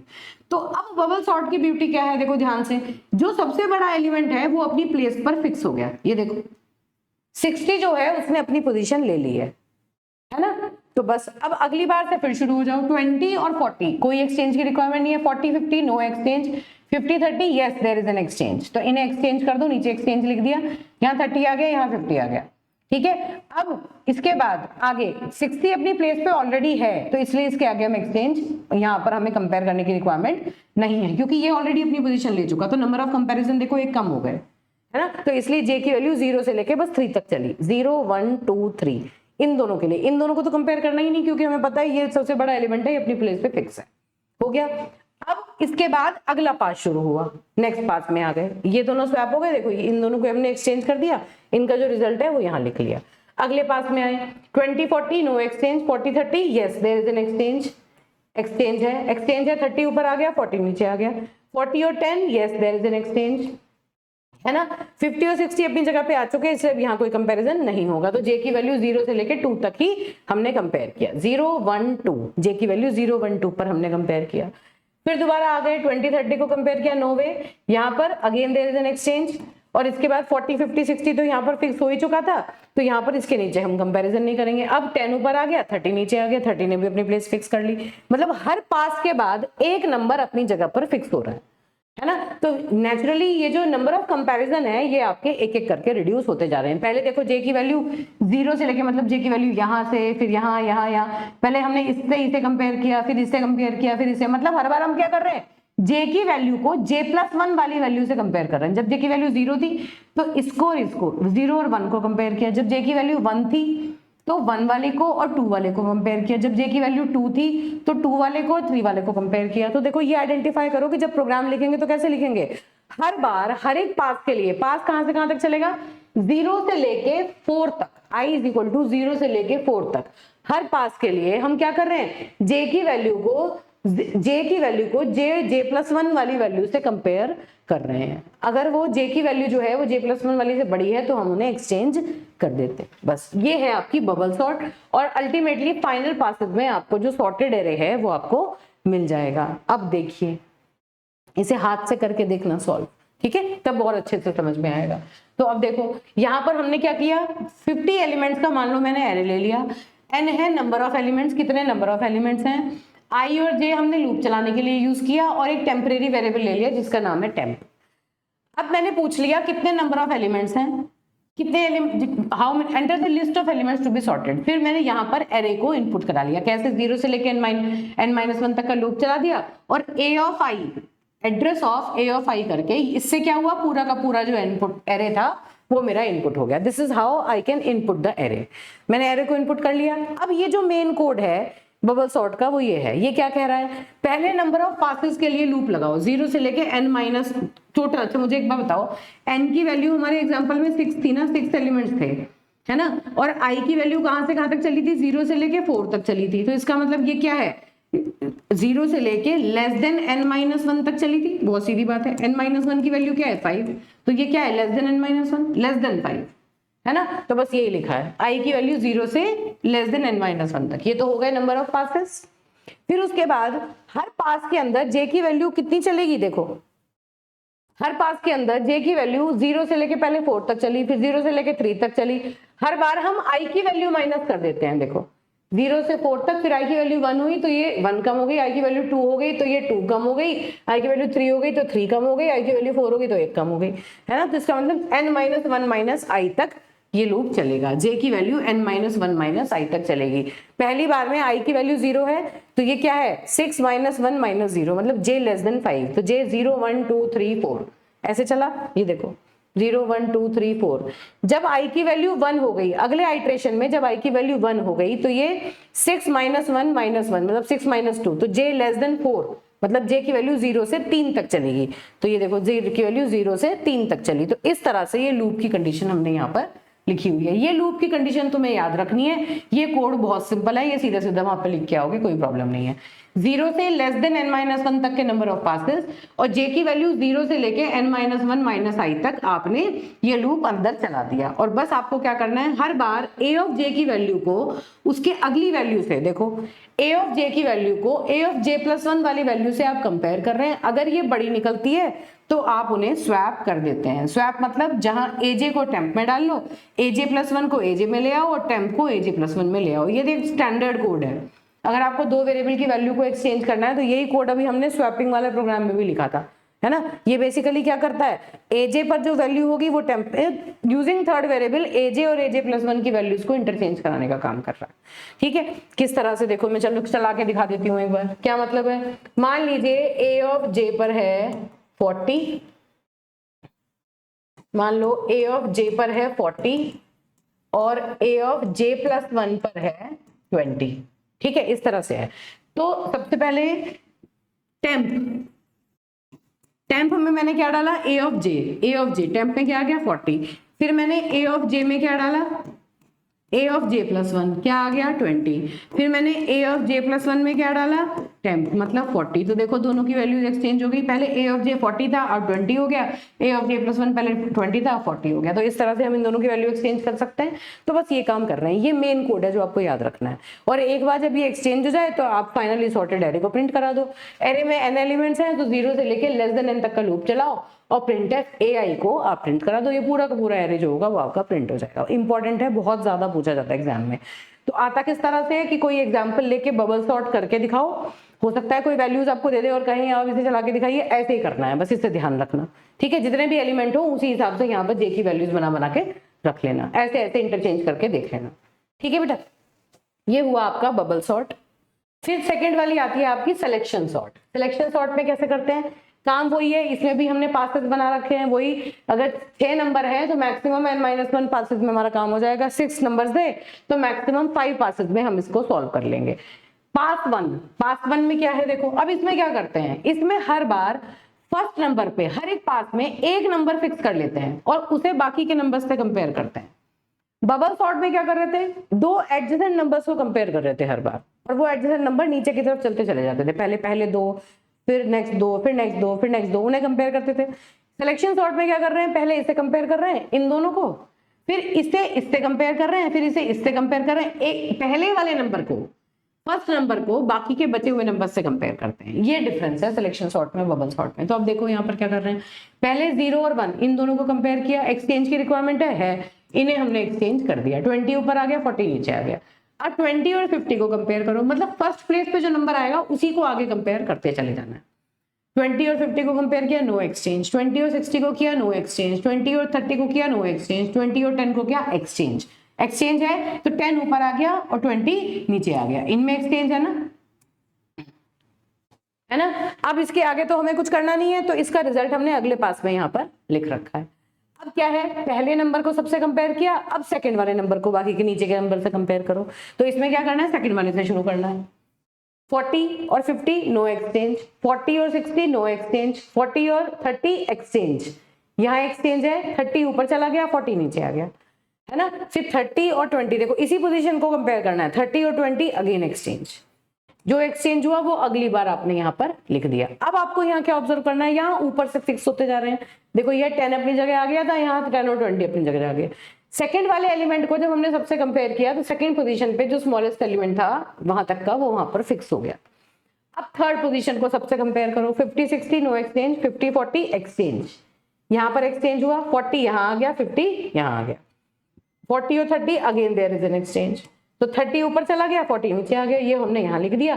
जैसे 30 ऊपर गया, 10 20 30 देखो अपनी जगह फिक्स हो गए। तो हर बार हर नए पास की स्टार्टिंग पे आपको पहले कुछ नंबर फिक्स मिलेंगे, है ना। जितने पास हो गए उतने नंबर फिक्स होते जा रहे हैं। एक पास खत्म होते ही एक नंबर फिक्स, दो पास खत्म होते ही दो नंबर फिक्स, तीन पास खत्म होते ही तीन नंबर फिक्स, ऐसे ही ये प्रोसेस पूरा आगे चलता रहता है। तो डिफरेंस क्या है बबल सॉर्ट और सिलेक्शन सॉर्ट में?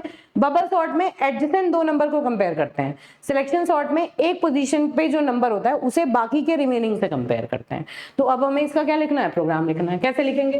पास कहां से कहां तक, 0 से लेके वही n-1 तक, 0 से लेके लेस देन n-1 तक के पास चल जाएंगे, जैसे वहां चले थे 0 से 4 तक के।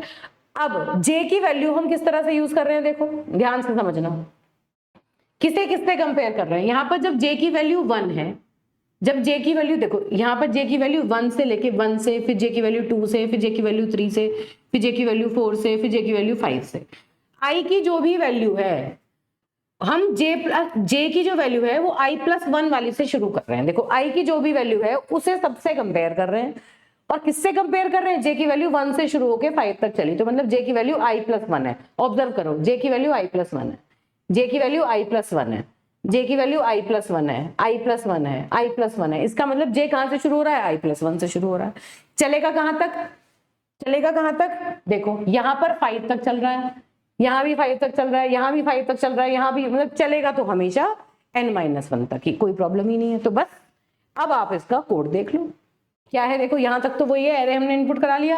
ये क्या हुआ, 0 से n-1 लेस देन n-1 तक नंबर ऑफ पासेस हैं, i+1 तक से शुरू हुआ और लेस देन n मतलब ये less than equal to n-1 तक चलेगा। हर बार a ऑफ i को a ऑफ j से कंपेयर कर रहे हैं। a ऑफ i की वैल्यू 0 है, a0 को कंपेयर कर रहे हैं, i की वैल्यू 1 है, a1 को सबसे कंपेयर कर रहे हैं, i की वैल्यू 2 है, a2 को सबसे कंपेयर कर रहे हैं, i की वैल्यू 3 है, a3 को सबसे कंपेयर कर रहे हैं। तो इस तरह से आप बस डायरेक्टली आपको ये बात ध्यान रखनी है, एग्जैक्टली सेम प्रोग्राम्स हैं। अब चलो अब इसे एग्जाम के हिसाब से समझाती हूँ, मेमोराइज करने के लिए क्या आसान है।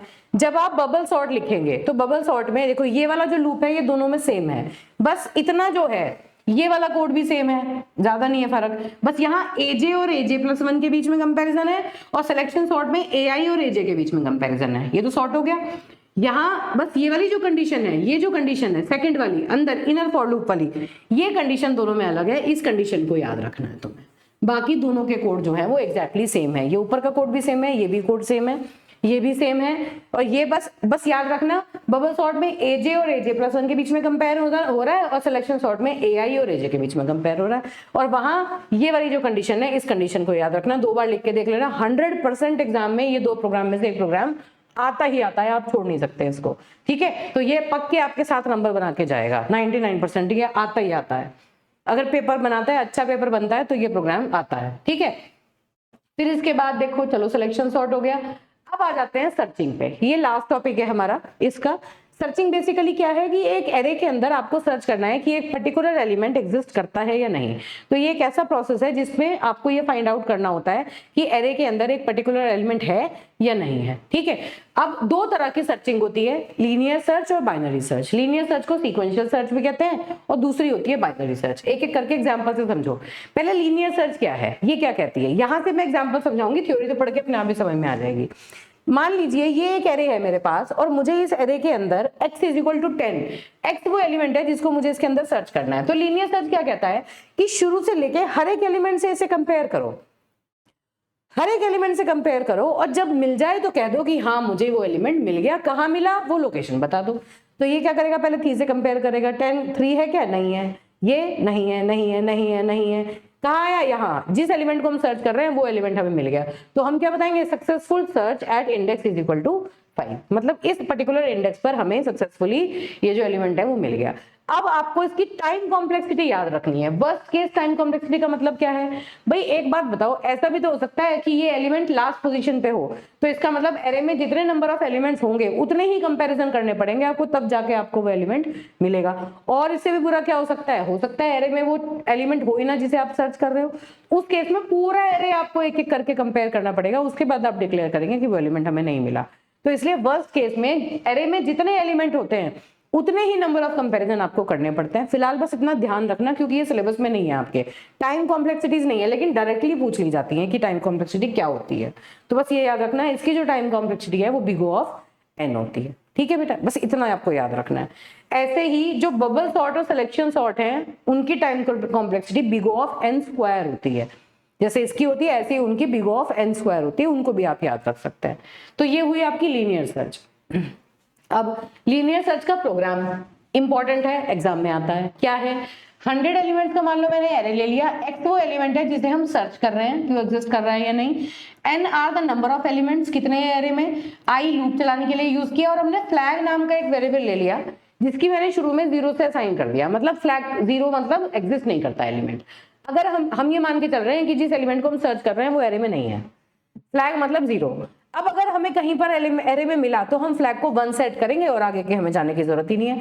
लीनियर सर्च क्या कहता है कि आप अगर जिस एलिमेंट को आप सर्च कर रहे हैं एरे में अगर वो 4 बार रिपीट हो रहा है तो बस पहली बार जब हमें मिला तभी हम बता देंगे, हमें उसकी अकरेंस नहीं बतानी कि कितनी बार मिला। ठीक है, तो अब क्या हुआ, नंबर ऑफ एलिमेंट कितने हैं, एरे को इनपुट करा लिया, यहां तक तो कोई प्रॉब्लम ही नहीं है, हमने एरे इनपुट करा लिया, नंबर ऑफ एलिमेंट पूछा, 0 से लेके n-1 तक का लूप चला दिया और एंड AI से हमने एरे को इनपुट करा लिया। उसके बाद पूछ लिया बताओ भाई कौन से एलिमेंट को सर्च करना है, x में हमने वो एलिमेंट की वैल्यू भी ले ली जिसे सर्च करना है, इतना काम हो गया। तो ये वाली लाइन है, आधा जो पेज है ये तो हमने सिंपल प्रोग्रामिंग के लिए अपने सारे वेरिएबल डिक्लेयर कर लिए और एरे इनपुट करा लिया और जिसे सर्च करना है वो करा लिया। ये है मेन लॉजिक। जो मेजर लॉजिक है जो याद रखना है वो ये है, ये ठीक है। देखो क्या कर रहा है ये, i इज इक्वल टू 0 से n-1 तक का लूप चलाया, मतलब क्या करना है, हमें एरे के सारे एलिमेंट को सर्च करना है। अब एक एक एलिमेंट को कंपेयर करते जाएंगे और हर एक एलिमेंट को देखेंगे क्या वो x के बराबर है। डबल इक्वल टू क्या करता है, ai और x की वैल्यू को कंपेयर करेगा दोनों सेम है या नहीं, यही तो करते हैं। क्या किया था हमने, हर एक एलिमेंट को कंपेयर करके देखो, ये a ऑफ i है और ये x है, ये a ऑफ i है और ये x है, दोनों को कंपेयर करके देखो बराबर है या नहीं। तो मतलब एरे को शुरू से आखिरी तक 0 से लेके n-1 तक हर एक इंडेक्स पर जो एलिमेंट है उसे x से कंपेयर करो। अगर वो किसी भी केस में वो इक्वल मिलता है, अगर मिला इक्वल तो उस केस में फ्लैग को 1 सेट कर दो। हम क्या, फ्लैग 1 का मतलब क्या हुआ, हमने कह दिया कि हाँ भाई हमें एलिमेंट मिल गया और हम ब्रेक करके बाहर आ जाएंगे।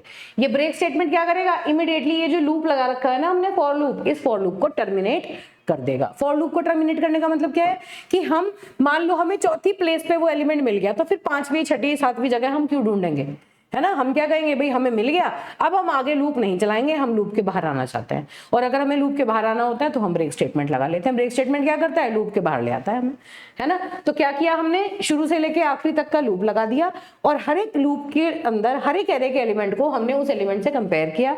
जैसे ही वो इक्वल मिला हम फ्लैग को 1 सेट करके बाहर आ गए। अब लूप के बाहर आके आप फ्लैग की वैल्यू को चेक करके देख लो, अगर फ्लैग की वैल्यू 1 मिली तो वो एलिमेंट जो है वो प्रेजेंट है, कहां पर, i+1 पोजीशन पर। क्यों, क्योंकि i की वैल्यू आप 0 से शुरू कर रहे हो ना। भाई एक बात बताओ, मैं यहां पर आपसे कहूं कि एरे में 10th जो है वो कौन सा एलिमेंट है, पहला, दूसरा, तीसरा, चौथा, पांचवा, छठा, मैं कहूंगी ना छठा एलिमेंट है, लेकिन इंडेक्स क्या है 5, तो छठा एलिमेंट बताने के लिए 5+1 करना पड़ेगा तभी तो 6 मिलेगा। तो उस काम के लिए हमने यहाँ i+1 कर दिया कि 6th एलिमेंट है एरे का, इसलिए यहाँ पर बता दिया। और अगर ये फ्लैग 1 नहीं है तो इसका मतलब सक्सेसफुल सर्च नहीं है, हमें वो एलिमेंट मिला ही नहीं। ठीक है, तो मेन लॉजिक क्या है, पहले एरे को इनपुट करो, एलिमेंट इनपुट करो जिसको सर्च करना है, उसके बाद एरे में 0 से लेके लास्ट तक की हर पोजीशन के लिए एक एक एलिमेंट को कंपेयर करके देखो। जैसे ही आपको वो एलिमेंट मिले इमीडिएटली फ्लैग को 1 सेट कर दो, ब्रेक करके बाहर आ जाओ, क्योंकि बचे हुए एरे से हमें कंपैरिजन नहीं करना। बाहर आने के बाद आप फ्लैग की वैल्यू को चेक कर लो कि वो 0 है या 1 है, अगर वो 1 है तो इसका मतलब एलिमेंट हमें मिल गया, वरना एलिमेंट नहीं मिला। बस ये आपकी लीनियर सर्च का प्रोग्राम है और ये देखो ये रन करके दिखाया इसी पर। ये एरे है, सबसे पहले i की वैल्यू जब 0 है तो देखो ये a ऑफ i क्या है 3, 3 जो है वो 10 के बराबर है, नहीं है, फॉल्स हो गया। फिर i की वैल्यू 1 हुई, फिर फॉल्स हो गया, ये फॉल्स हो गया, फिर वापस गए, i की वैल्यू 2 हुई, फॉल्स हो गया। जैसे i की वैल्यू 5 हुई, 10 और 10 दोनों सेम मिल गए, सेम है, तो फ्लैग की वैल्यू 1 सेट की और हम बाहर आ गए, और बस बाहर आके हमने चेक कर लिया। ठीक है, तो ये हुआ आपका लीनियर सर्च। अब देखिए, अब आता है आपका बाइनरी सर्च। बाइनरी सर्च की सबसे मजेदार बात क्या है, एग्जांपल से समझो, थ्योरी पढ़ लेना इसकी। एग्जांपल देखो, बाइनरी सर्च क्या कहता है कि भाई बाइनरी सर्च आपको लगाना है अगर पहली प्री रिक्विजिट कि जो एरे है वो सॉर्टेड होना चाहिए। तो अगर आपको कोई बाइनरी सर्च परफॉर्म करने के लिए कहे तो सबसे पहले आपको चेक करना है कि जो एरे है वो सॉर्टेड है या नहीं। तो ये जो एरे है इसे आपने सबसे पहले सॉर्ट कर लिया, सॉर्ट मतलब असेंडिंग ऑर्डर में सॉर्ट कर लिया, छोटे से लेके बड़े तक ही चल रहा है। बाइनरी सर्च क्या कहता है कि आप 0 1 2 3 सारे इंडेक्स लिख लो एरे के, सबसे जो मिनिमम इंडेक्स है उसे हम कह रहे हैं लो, जो हाईएस्ट इंडेक्स है उसे हम कह रहे हैं हाई। और हर स्टेप में हम क्या करेंगे, low plus high divided by 2, mid वाला जो इंडेक्स है, मिड एलिमेंट है, उसे हम फाइंड आउट करेंगे हर केस में। तो हमने क्या किया, सबसे पहले मिड एलिमेंट को फाइंड आउट किया। क्या, चलो वैसे एग्जांपल समझो, हम 10 को सर्च कर रहे हैं, है ना, तो हमने सबसे पहले क्या किया, मिड एलिमेंट, यहाँ हम 10 को सर्च कर रहे हैं, मिड एलिमेंट को फाइंड आउट किया। तो 0 प्लस 6 क्या हुआ, 6, 6 डिवाइडेड बाय 2 3। तो हमने सबसे पहले मिड एलिमेंट फाइंड आउट किया, क्या आया हमारा 7। ठीक है, देखो लो की वैल्यू क्या है 0 और हाई की वैल्यू क्या है 6, ये सबसे छोटा इंडेक्स, ये सबसे बड़ा इंडेक्स। ठीक है, और अब हमें क्या करना है, मिड फाइंड आउट करना है। कैसे, लो प्लस हाई डिवाइडेड बाय 2। लो क्या है 0, हाई है 6 डिवाइडेड बाय 2 आया क्या 6, 6 ये इंडेक्स पर क्या मिला 7। तो अब यहाँ चेक करो कि 7 जो है जिसे हम सर्च कर रहे हैं, हम किसे सर्च कर रहे हैं, 10 को सर्च कर रहे हैं, क्या वो 7 से बड़ा है या 7 से छोटा है। 10 जो है वो 7 से बड़ा है, तो ऑब्वियसली 7 के राइट साइड वाले जो एरे का हाफ है उसमें होगा, इधर तो मिल ही नहीं सकता क्योंकि ये सॉर्टेड एरे है। तो ऑटोमेटिकली हम इस वाले एरे को डिस्कार्ड कर देते हैं, मतलब इसे हम आगे कंसिडर नहीं करेंगे। तो देखो ऑटोमेटिकली ये 3 एलिमेंट से तो हम कंपेयर करेंगे ही नहीं, क्योंकि एक से ही हमें पता चल गया कि वो इस हाफ में मिलेगा। अब अगला जो हम ऑपरेशन करेंगे वो इस हाफ की तरफ बढ़ेंगे, इसे हम छोड़ देंगे। कैसे बढ़े, नया जो लो होगा वो ये होगा, नया हाई हमारा वही पुराना वाला हाई, मतलब अब इतना एरे है जो हमें कंसिडर करना है। तो नया जो लो है उसे कहां सेट करेंगे, मिड प्लस 1 पर। जिस एलिमेंट को हम सर्च कर रहे हैं वो मिड वाली वैल्यू से बड़ा है ना, तो वो इधर मिलेगा ना, तो अब इस वाले एरे के अंदर सर्च करेंगे और नया लो सेट करेंगे। नया लो कौन सा हो गया, मिड प्लस 1। तो देखो low is equal to mid plus 1, है ना, लो की वैल्यू क्या हो गई 4। अब हमने फिर दोबारा हाई की वैल्यू हुई है 6, फिर दोबारा मिड एलिमेंट, इनका मिड वैल्यू चेक किया, इनका मिड पोजीशन आई 5। अब ये 5 जो है इस पर हमने चेक किया, इवैल्यूएट किया 9 से बड़ा है 10, है ना, तो इसलिए अब हमने नया लो सेट किया इधर वाले हाफ के लिए। नया लो क्या होगा, मिड प्लस 1, तो नया लो क्या होगा, मिड प्लस 1, 6 लो 6 ही हाई, जो आया क्या आया मिड 6, मिड वाली पोजीशन से फिर कंपेयर किया और हमें वो एलिमेंट मिल गया, सक्सेसफुली मिल गया। तो इसमें बाइनरी सर्च में बेसिकली क्या होता है कि हम हर बार एरे को 2 हाफ में डिवाइड कर देते हैं और मिड पोजीशन पर जो एलिमेंट होता है उससे एलिमेंट को कंपेयर करते हैं, जो हमें ढूंढना होता है उस एलिमेंट को हम मिड वाली पोजीशन से कंपेयर करते हैं। अगर वो एलिमेंट मिड वाले एलिमेंट से बड़ा है तो राइट साइड वाले एरे में सर्च करेंगे और लो को मिड प्लस 1 सेट कर देंगे। अगर वो एलिमेंट इससे छोटा है, अगर वो एलिमेंट इससे छोटा होता तो लो अपनी जगह रहता, हाई को -1 कर देते, हाई क्या सेट कर देते, मिड -1, तो इतना एरे बना देते, बस उसके अंदर सर्च करते। इस तरह बाइनरी सर्च काम करता है। तो बेसिकली ये हर एक स्टेप में एरे को 2 पार्ट में डिवाइड कर देता है, आधा कर देता है, तो ये इसकी टाइम कॉम्प्लेक्सिटी जो होती है वो कम होती है। अब देखो कितने नंबर ऑफ कंपैरिजन में, सिर्फ 3 कंपैरिजन में हमें 10 मिल गया था, जबकि इसी एग्जांपल में जब हमने लीनियर सर्च लगाया तो 1 2 3 4 5 छठे कंपैरिजन में मिला, जबकि यहाँ पर हमें तीसरे कंपैरिजन में ही मिल गया, है ना। बाइनरी सर्च इस तरह बेनिफिशियल है। अब देखो कोड क्या होगा, अगर a ऑफ मिड x से बड़ा है तो high is equal to mid -1 set कर दो, नहीं अगर a ऑफ मिड x से छोटा है तो low is equal to mid plus 1 set कर दो। बस भाई देखो अगर इससे बड़ा है, x की वैल्यू इससे बड़ी है तो low is equal to mid plus 1, तो low is equal to mid plus 1। x की वैल्यू अगर a मिड से बड़ी है तो low is equal to mid plus 1, और x की वैल्यू अगर मिड वाले से छोटी है तो high is equal to mid -1। इधर के एरे में सर्च करना है, ये कोड आपको बनाना है। तो बस ये बाइनरी सर्च का कोड है। इसमें क्या करते हैं, वही आपने पहले एरे लिया, एरे को इनपुट कर लिया, जिस एलिमेंट को सर्च करना है उसको इंक्लूड कर लिया, इसमें तो कुछ है ही नहीं। एरे को डिक्लेयर किया, सारे वेरिएबल डिक्लेयर किए, मिड लो हाई, यहाँ 3 वेरिएबल और चाहिए आपको। फ्लैग को आपने 0 ले लिया, क्यों? क्योंकि जब हमें एलिमेंट मिल जाएगा तो हम फ्लैग को 1 सेट करके आगे निकल आएंगे, आगे कंटिन्यू नहीं करेंगे। और फिर हमने नंबर ऑफ एलिमेंट पूछे, उसके हिसाब से एरे को इनपुट करा लिया और जिस एलिमेंट को सर्च करना था उसे भी इनपुट करा लिया। इतना काम तो हो गया। अब ये मेन कोड है, this is the main code of binary search. Right side में जो याद रखना है, क्या किया? लो को 0 पे सेट किया और हाई को n-1 पे, यही काम किया था हमने। सबसे पहले वाले इंडेक्स को 0, सबसे लास्ट वाले को n-1 पे सेट कर दिया, उसे हाई कह दिया। जब तक लो हाई से छोटा है, कब तक करना है काम? भाई आप लो को भी अपडेट कर रहे हो, जब रिक्वायरमेंट होती है आप हाई को भी अपडेट कर रहे हो, तो जब तक low less than equal to high रहे तब तक आपको ये काम करना है। तो तब तक करना क्या है? Mid is equal to low plus high divided by 2। हर बार मिड फाइंड आउट करना है। अगर मिड पर वो एलिमेंट आपको मिल गया तो फ्लैग को 1 सेट करके ब्रेक करके बाहर आ जाना है। नहीं तो अगर ए ऑफ मिड पर जो एलिमेंट है वो x से बड़ा है, मतलब x उसके लेफ्ट हाफ में होगा, लेफ्ट साइड में होगा, तो हाई को मिड -1 पे सेट कर दो, नहीं तो लो को मिड +1 पे सेट कर दो। और हर बार इसी को रिपीट करते रहो। कब तक? जब तक लो जो है वो हाई से कम रहे, low less than equal to high रहे। मतलब लो हाई के क्रॉस ना हो जाए कि लो इधर पहुंच गया, हाई इधर पहुंच गया, ऐसा नहीं होना चाहिए, क्रॉस नहीं होना चाहिए। Low less than equal to high जब तक रहता है तभी तक आपको ये काम करना है। और अल्टीमेटली अगर फ्लैग की वैल्यू 1 हो गई तो एलिमेंट मिल गया, नहीं तो एलिमेंट नहीं मिला। तो मेजर आपको क्या याद रखना है कि आपको 2 वेरिएबल लेने हैं, लो और हाई। लो कहाँ लगाना है? बिल्कुल इनिशियली। देखो लो कहाँ लगाना है? बिल्कुल इनिशियल को लो लेना है, लास्ट वाले को हाई लेना है, मतलब 0 को लो, n-1 को हाई। और जब तक लो जो है वो less than equal to high रहे तब तक low plus high divided by 2 mid calculate करना है। अगर मिड वाली पोजीशन पर एलिमेंट मिल गया तो well and good, flag 1 set करके बाहर आ जाओ ब्रेक करके। नहीं मिला तो अगर ए ऑफ मिड पर वो एलिमेंट जो है वो x से बड़ा है तो उस केस में high is equal to mid -1 set कर दो, नहीं तो low is equal to mid +1 set कर दो। और फिर लूप में चलते रहो जब तक low less than equal to high है तब तक। बस उसके बाद आप चेक कर लो, फ्लैग की वैल्यू अगर 1 है तो आपको जो एलिमेंट मिला वो मिल गया मिड +1 पे, क्योंकि एलिमेंट हमेशा मिड पोजिशन पे ही मिलेगा। अल्टीमेटली देखो एलिमेंट कहाँ मिलेगा? हमेशा हम क्या कर रहे हैं, एरे में जो हम कंप्यूटेशन कर रहे हैं तो हम हर बार मिड वाली पोजीशन से ही कंपेयर कर रहे हैं। इक्वालिटी के लिए कंपैरिजन हमेशा मिड वाली पोजीशन से ही हो रहा है। तो जो भी एलिमेंट मिलेगा वो मिड की पोजीशन पे ही मिलेगा, चाहे वो कभी भी मिले। तो बस मिड की पोजीशन पे जो भी एलिमेंट मिला मिड +1 वाली वैल्यू को प्रिंट कर दो। क्यों? क्योंकि अगेन इंडेक्स हम 0 से शुरू कर रहे हैं, तो मिड +1 को करेंगे तभी तो हमें एक्चुअल पोजीशन पता चलेगी उसकी। जैसे ये है, यहाँ पर हम कह रहे हैं कि एरे का 1 2 3 4 5 6 7 7वां एलिमेंट है एरे का, लेकिन उसका इंडेक्स तो 6 है ना, तो इसलिए मिड +1 पे प्रिंट किया। ज्यादा सोचने की जरूरत नहीं है, इंडेक्स क्योंकि 0 से शुरू हो रहा है इसलिए हम उसको +1 करके प्रिंट कर रहे हैं। ठीक है, तो दैट्स इट, ये आपकी हो गई बाइनरी सर्च।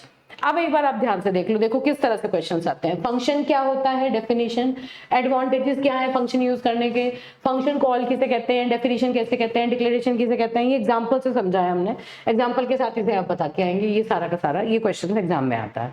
फिर call by value, call by reference, parameter passing में विद एग्जांपल डिफरेंस बताना है आपको। रिकर्शन क्या होता है, फैक्टोरियल और फिबोनाची सीरीज, 2 प्रोग्राम है, बहुत ज्यादा रिपीट होते हैं, बहुत अच्छे से बिल्कुल बाय हार्ट याद करके जाने हैं प्रोग्राम। कुछ बच्चे ऐसे होते हैं जिन्हें कोडिंग समझ नहीं आती, लेकिन ये वो प्रोग्राम है जो आपको करके ही जाने हैं, छोड़ने हैं ही नहीं, है ना। और एक तीसरा मैंने प्रोग्राम बताया है आपको, वो भी एक बार देख के जाना है। बिल्कुल सेम फैक्टोरियल जैसा प्रोग्राम है, बस प्लस और मल्टीप्लिकेशन का फर्क है। फिर लीनियर सर्च और बाइनरी सर्च, 100% दोनों में से एक क्वेश्चन आएगा ही आएगा। ऐसे ही सॉर्टिंग में भी आपको एक क्वेश्चन मिलेगा ही मिलेगा। तो मतलब ये 5 क्वेश्चन ऐसे हैं, इनमें कम से कम 3 क्वेश्चन आपको एग्जाम में मिलेंगे 2-3 क्वेश्चन आपको एग्जाम में मिलेंगे। बहुत चांसेस हैं कि एग्जाम में आपको रिपीट मिले। ठीक है बेटा, थैंक यू। और इसको अच्छे से पढ़िए, इसमें बहुत सारे मैंने कोशिश की है बहुत क्विकली ये मेन इंपॉर्टेंट पॉइंट्स आपको बताए हैं, ये आपको पक्के तैयार करके जाने हैं।